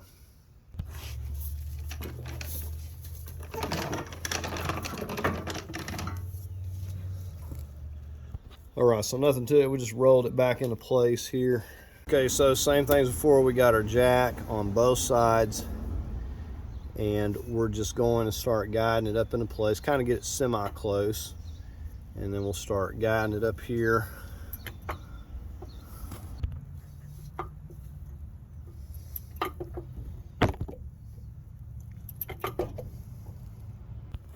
And before I lift this too far, you see this here in the back, got this cone shape part that helps align it. Get you in here. That part right there is going to go up into the body. All right, so we're going to try to guide this up in here.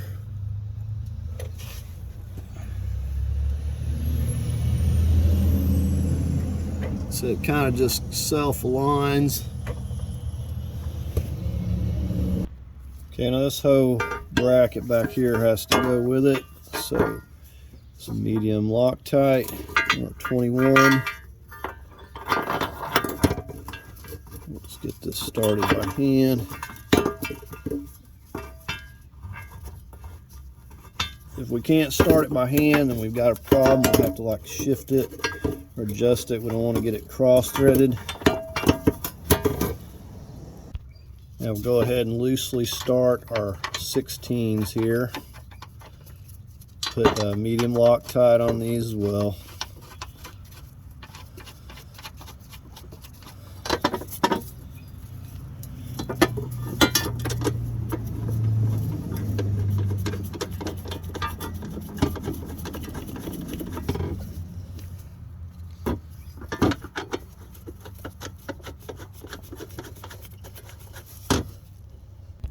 All right, we're over on the driver's side, just doing the same thing.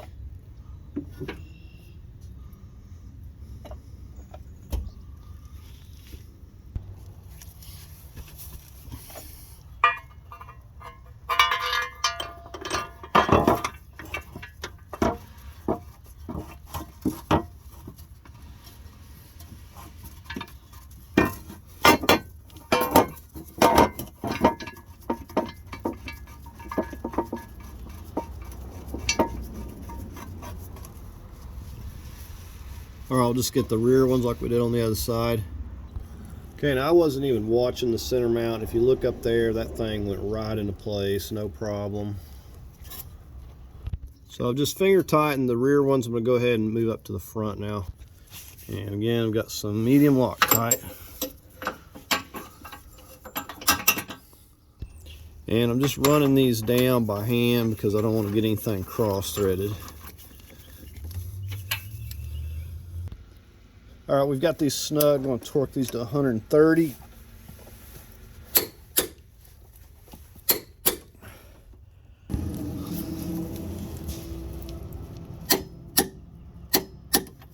And we'll get the ones on the other side.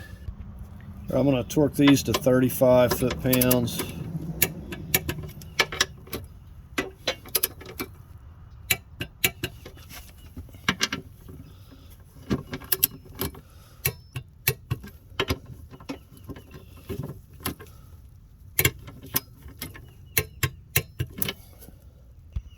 All right, we're going to get our bolt in for our center mount here.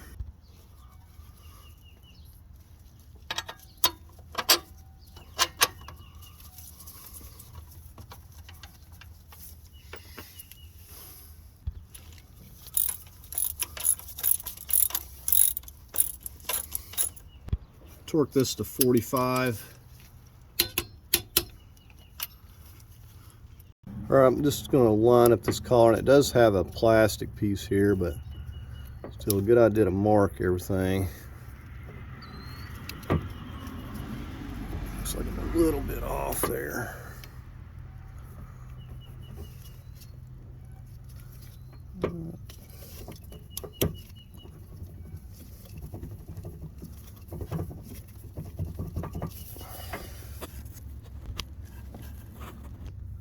And it helps when you have that bolt out.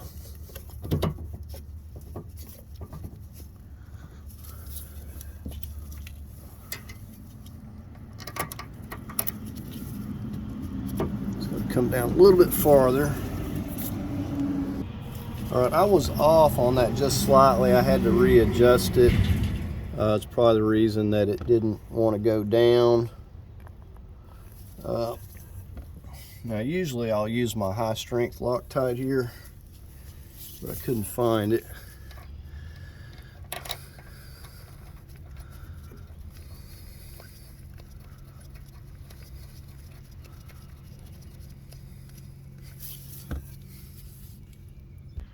All right, and I've just got my long extension. I'm going to torque this to 35 foot-pounds. All right, we're going to take care of these two grounds and this sensor while we're here at it. And this is why I didn't leave my sensor on here. This is a replacement transmission. You see that got broken off.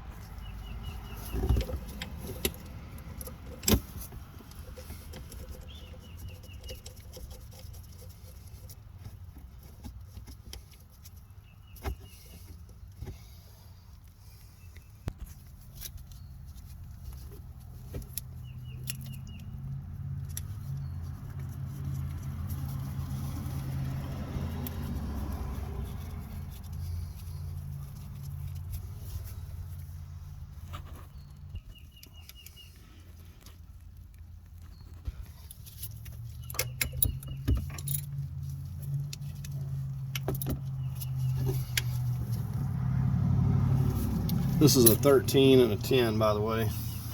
All right, we're over here at the subframe. We're going to reconnect this power steering line. Yeah, I tried to plug this off, but I think it all drained out anyway. All right, so going ahead and putting the serpentine belt on while we're here at it. Now I noticed this engine's actually out of a 2017, and the tensioner is inset there a little bit, which actually allows you to get the socket and serpentine belt tool on there, whereas on the other one I was having to use the wrench. Just to show you here, we can take this with the 17 and get up there on it. See, this one sticks out farther. This is the 16. Okay, so I'm just going to get the power steering line back in to the rack here. I want to make sure we get this in nice and straight.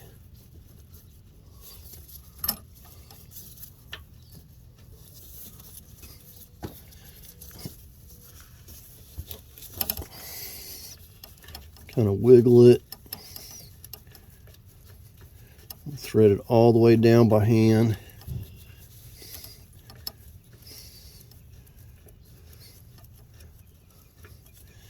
And it's got an O-ring on the end there, you know, just check and make sure that it's not damaged. And that's why I was wrapping it up and taping it up with a paper towel just to make sure that nothing got damaged there.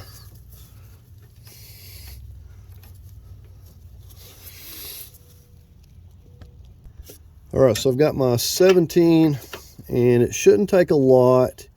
And it's got a seal on it, so just don't get carried away and overdo it.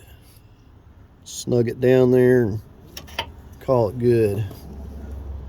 Okay, now the other part of this is slipping our line back onto this and getting our little 10 millimeter. Gotta pop that back in there.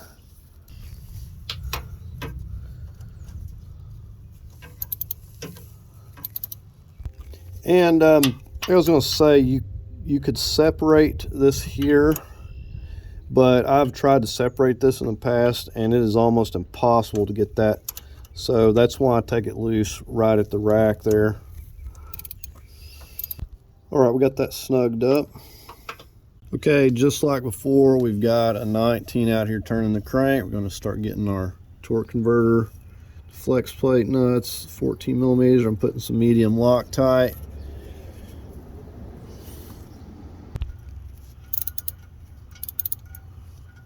Just going to go through, snug them all, and then we'll come back and torque them.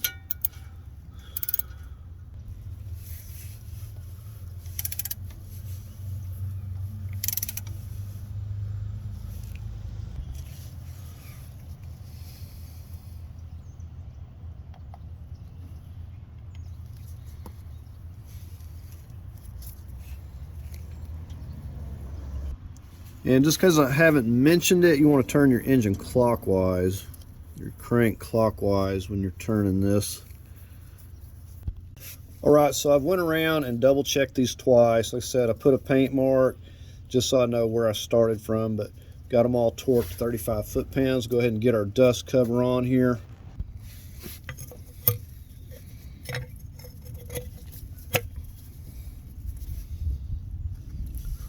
A little bit of medium Loctite.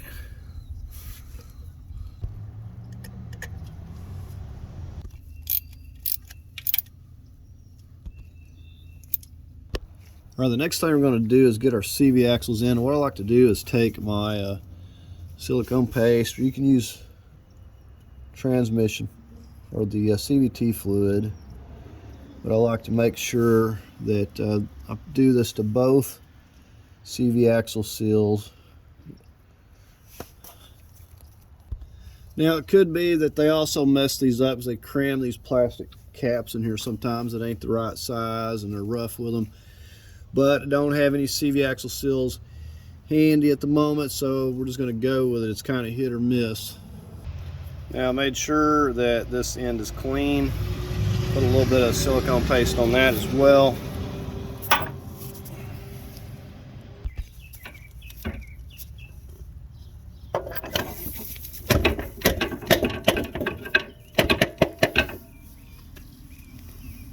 Okay, we're on the passenger side.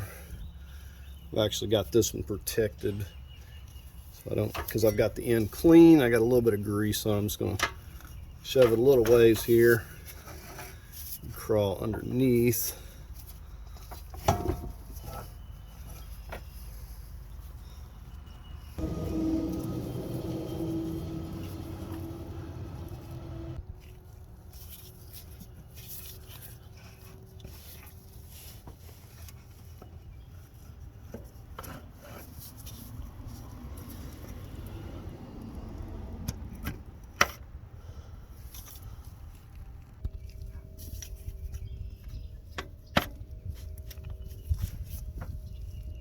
All right, so we're going to get our retainer for the passenger CV axle.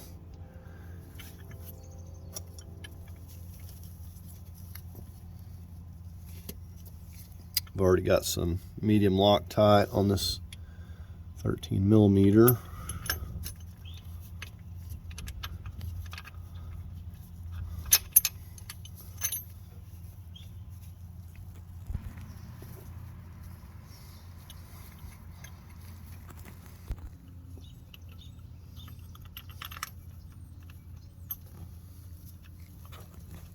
I'm going to torque these to 25 foot-pounds.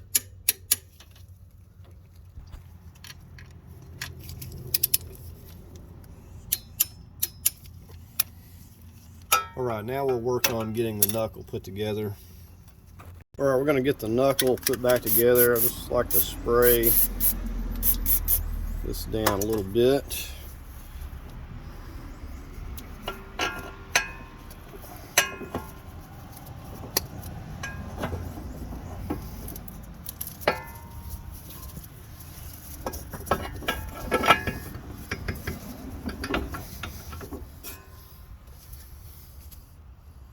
Right, I just got my crowbar over here to help push this down. This kind of needs to be facing back that way a little bit.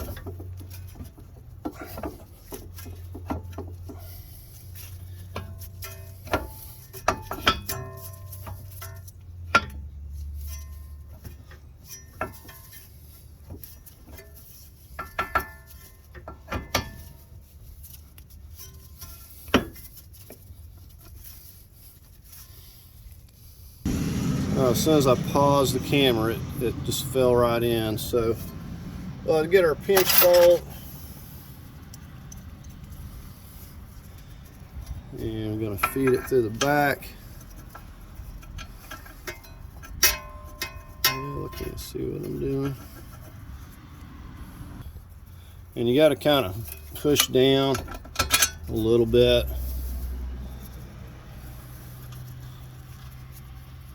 I'm going to have to hold it over here with the 18.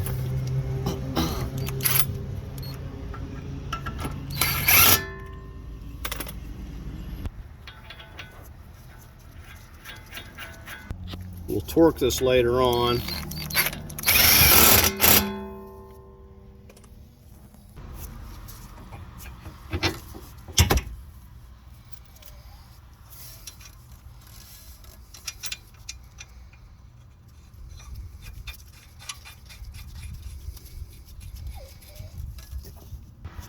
Now with an impact, you can kind of just tap, put a little pressure on this. Get our stabilizer link in.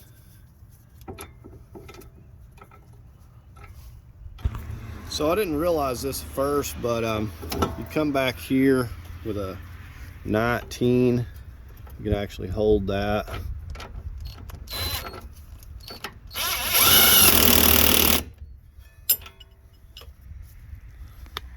I'm going to torque this nut to 60.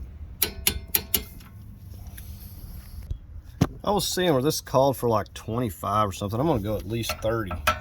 Seems 25 doesn't seem like enough. Yeah, we'll go ahead and get our little cotter pin back in.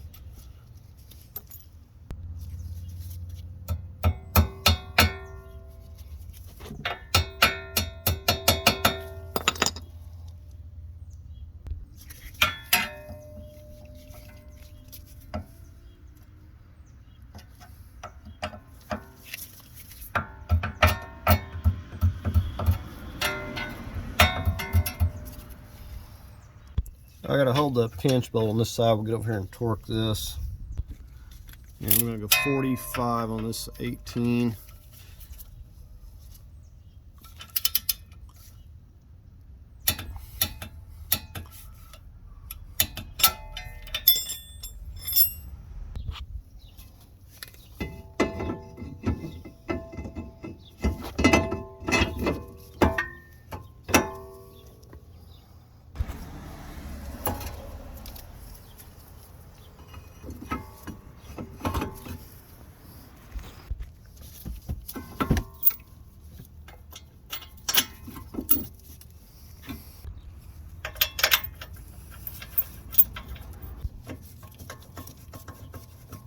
I'm torquing these to 110 foot-pounds.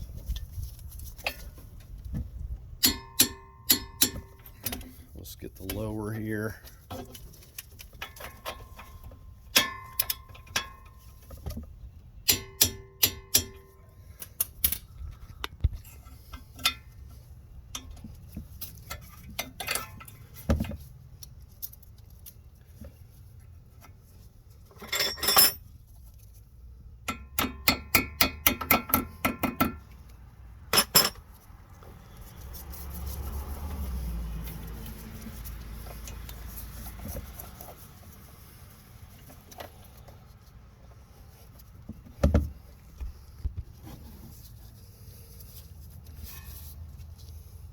Alright, we're going to go ahead and get this exhaust back in and hook up the O2. I've already got anti-seize on the studs up here.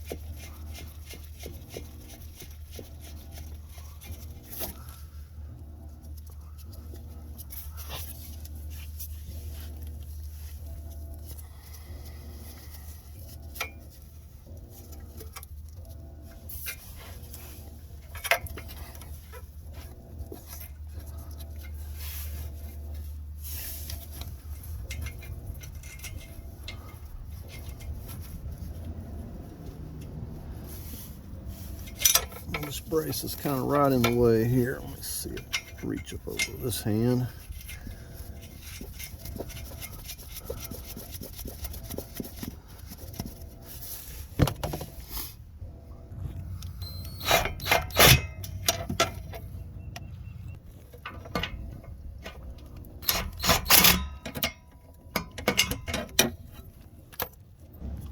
All right, I'm going to torque these now to 35 foot-pounds.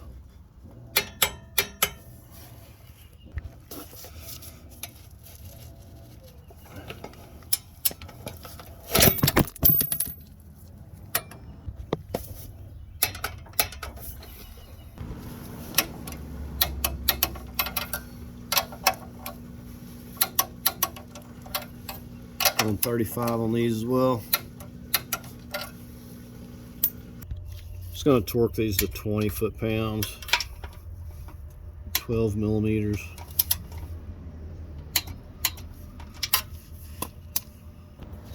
Right, now this O2 sensor kind of clips up here. This bracket I had off, I put it back on with a 10 millimeter. Just going to make this connection here.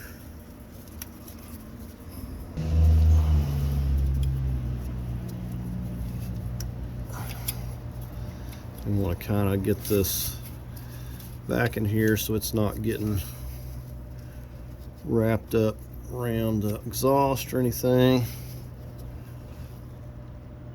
Okay, now I've drained any residual oil out of this used engine already, and also drained any remaining transmission fluid out of here. All right, we're going to get this piece down here where the battery tray goes.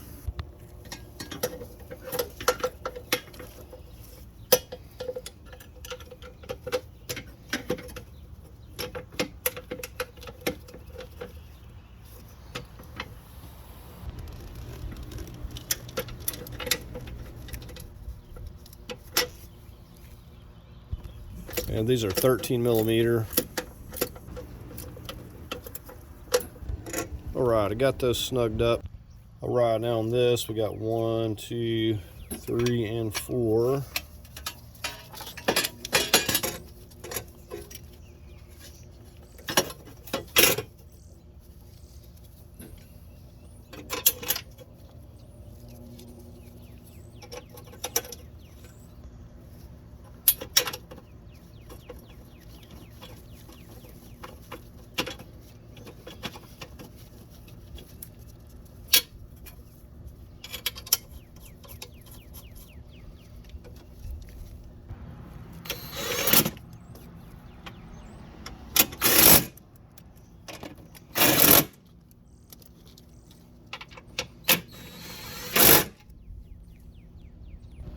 All right, now this wire in here's got to slip back on that tab down there.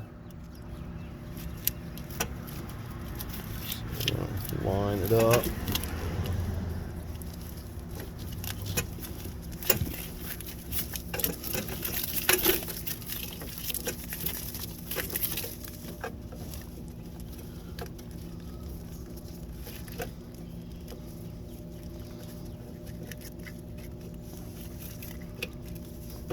Make sure it locks in. Okay, now down here by the tray we had this wire. This one is clipping in right down here.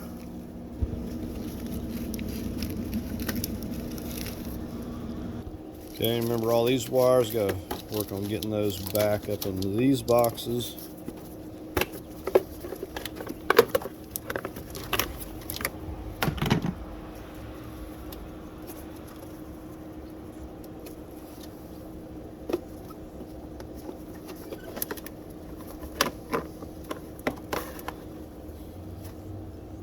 And this wire has to actually run underneath the other one here. It's pretty straightforward. We put the brown connector, snap it in, and snap in the white connector here.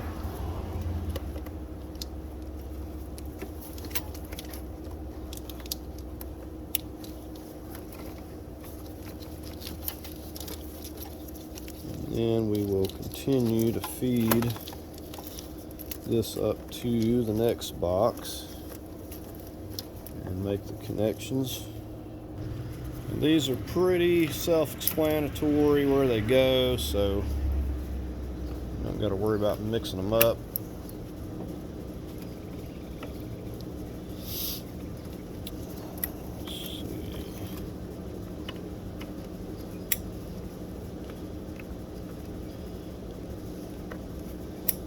And there we have it. We'll feed these back down in here.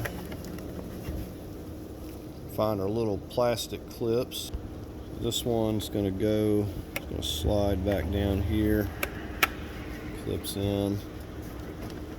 We can snap the box back. Okay, I've slid this plastic piece in back over here.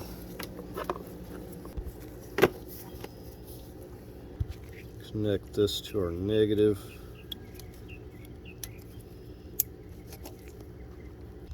We're going to set the computer. Actually got to loosen this one back up here. It slips under there. And then we have this one and two others here.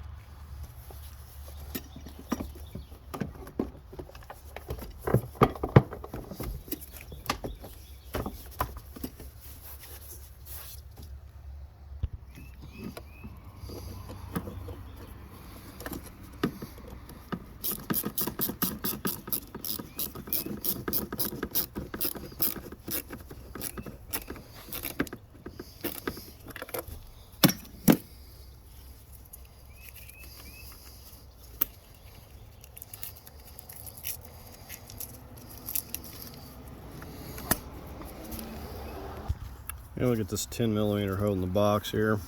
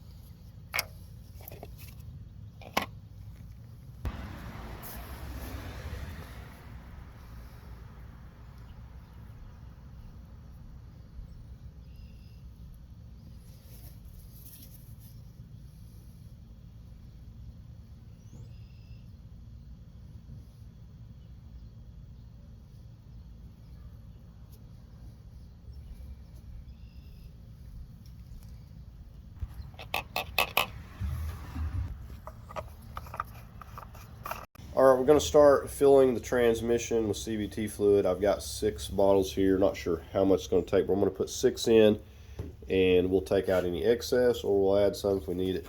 All right, now I'll never have this cap locked, but if it is locked, you got to go in here and push this little tab over and unlock it, but it's just not worth the trouble. If you see that tab, you got to go in there and just push that over and it'll come off. Okay, I just have a short piece of hose. It's probably not even like 2 inches. We're going to slip this on here. It's going to be nice and snug. Push as far as I can down to that, and basically this, my funnel, is going to just set in here. It's actually going to set in the pipe. That's why the hose is short, because I don't want it to leak around this. So just pushing that down in there till it goes into the pipe a little bit. And you can do this ever how you want. This is just, it keeps my funnel, it just flops over here and it wants to fall out. So it's just to kind of stabilize it. All right, so we're going to just go ahead and start getting this in one at a time here. I'm able to pour this in pretty fast here, but you know, if it starts bubbling back, then you want to slow down. All right, so there's the final bottle in.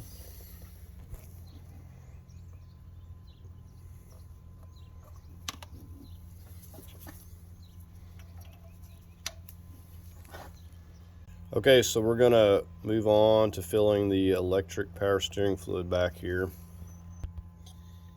And we've got some markings there.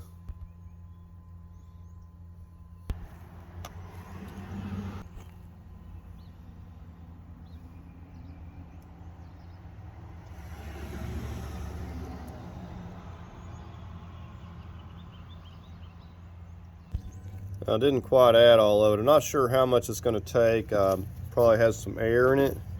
I don't imagine it holds a whole lot.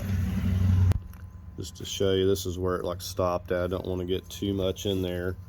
As you can see, the fill area is right down at the bottom of this. Just screw it down here and show you. So I'm sure we got air in it, but you can see that we're like way up past that mark right now.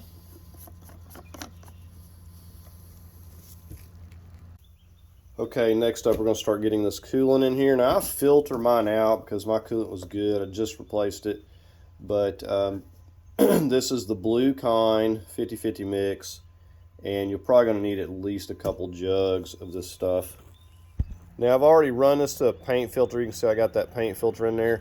But just as an added precaution, I'm going to run it through the paint filter again, just to make sure that we don't have any contaminants.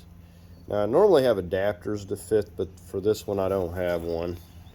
So the plug's in, so we're just going to start working this back in. You can see how blue it is.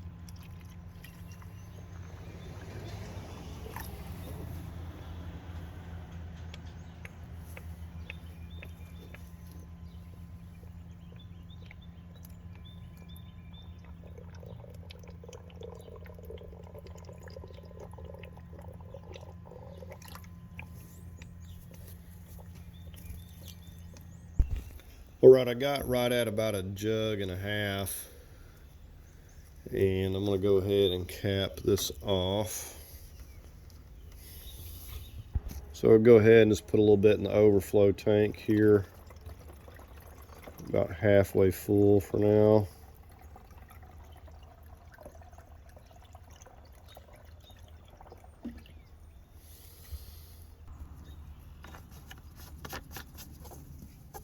Okay, we're going to go ahead and hook the negative up. We should be ready to try to fire this up.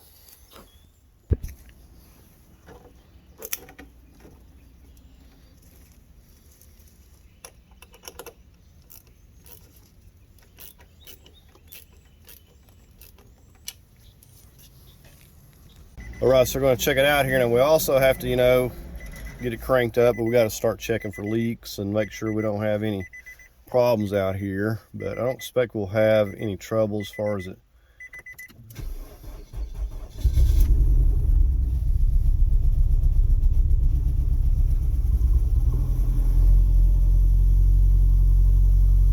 Alright, so we got it running.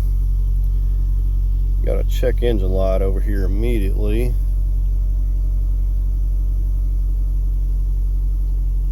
So we need to go out here and take a look at it, see how it sounds here for a minute.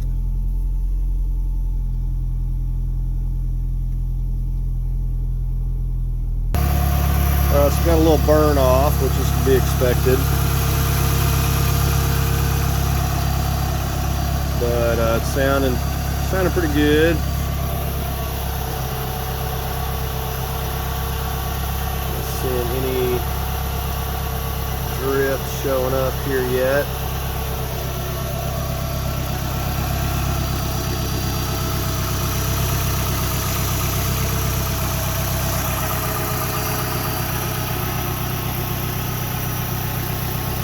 So I added another cord. I'm not really sure where I'm at, but I do have this dipstick here that gives me a general idea, but until I kind of get it all circulating, and I'm probably going to drive it and then do the overflow plug and go from there. But gauging it with this here, it's like right down at the bottom, about maybe halfway on this gauge, so it's pretty close.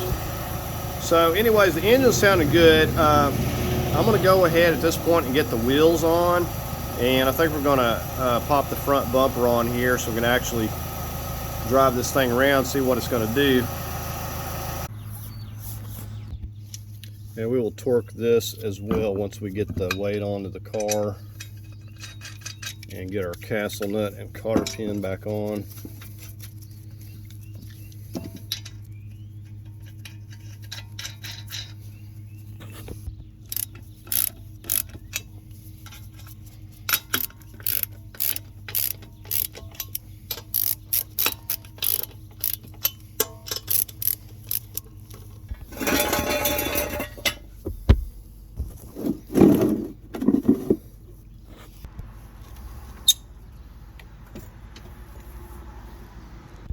All right, we're going to go ahead and get the bumper on here.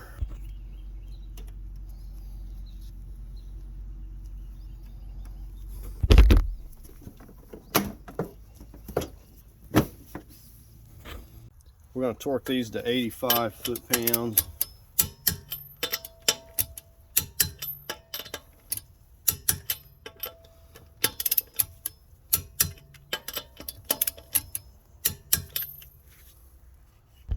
I'm going to torque this to 135, 32 millimeter.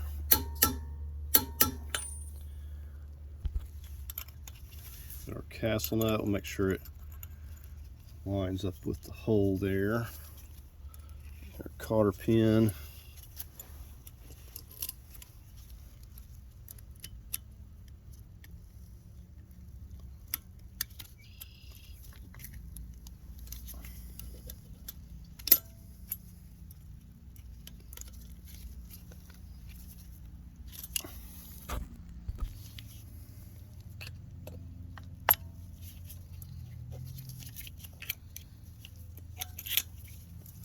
No, it's not wanting to stay still on me here. All right, there we have it.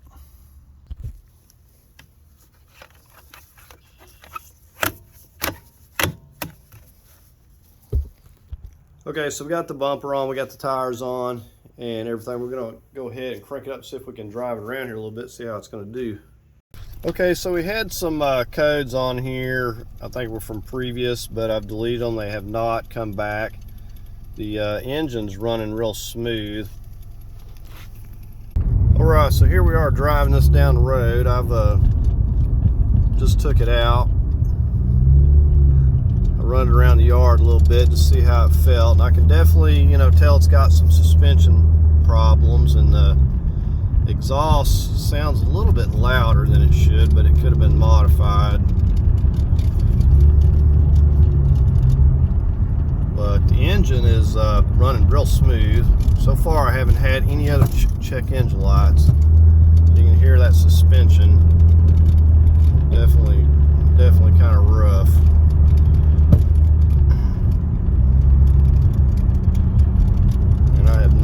this on the road yet. I've got my scan tool over there.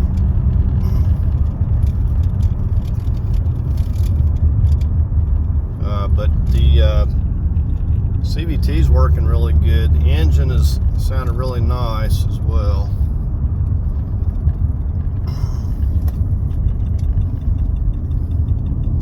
Looks like I've got some blinkers out too, of course. So real happy with how this is running. So it's a little bit louder than I like it for the exhaust, so I may have to have that looked at. But happy with how that it's performing. And so just wanted to show you all this going down the road. And so far I haven't had any drips or leaks or any issues. I put a gallon, I think it's a little over 1.5 gallons of coolant back in here. I think I only got like 2 total out of it, so you can see the gauge. You can see it there, it's doing just fine.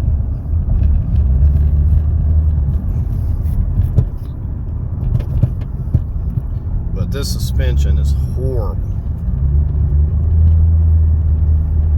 So it's first time driving this on the road, and the suspension is horrible. I was thinking maybe the shocks had been replaced, but they're just as bad. So it's like the shocks, control arms, everything is gone. But I'm real happy with it. Everything went really smoothly, getting everything back in and hooked up, and it's running really good. All right, and as you see, that check engine light has not come back yet, so just had some old codes that popped up there. As a bonus, the AC actually works too, so real happy with this. I mean, this engine replacement actually went really smoothly.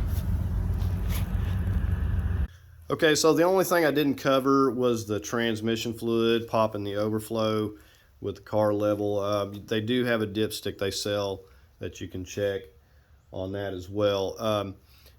As far as the engine goes, if you're having trouble with your car, right now you can get an engine for these newer Altimas for like $400 or $500. So this one here was like under $500 delivered to my house.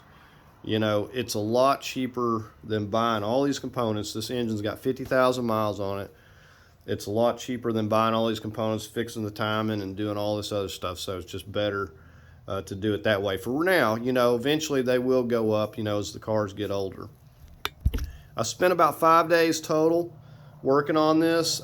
2 days taking it out, a day of just prep work, and you know, you'll easily spend a day on prep work and then 2 days of installing it back into the car. But I'm real happy with it. It's running good. So anyways, I hope you enjoyed this video. Hope you found it helpful. Please like, share, and subscribe, and thank you for watching.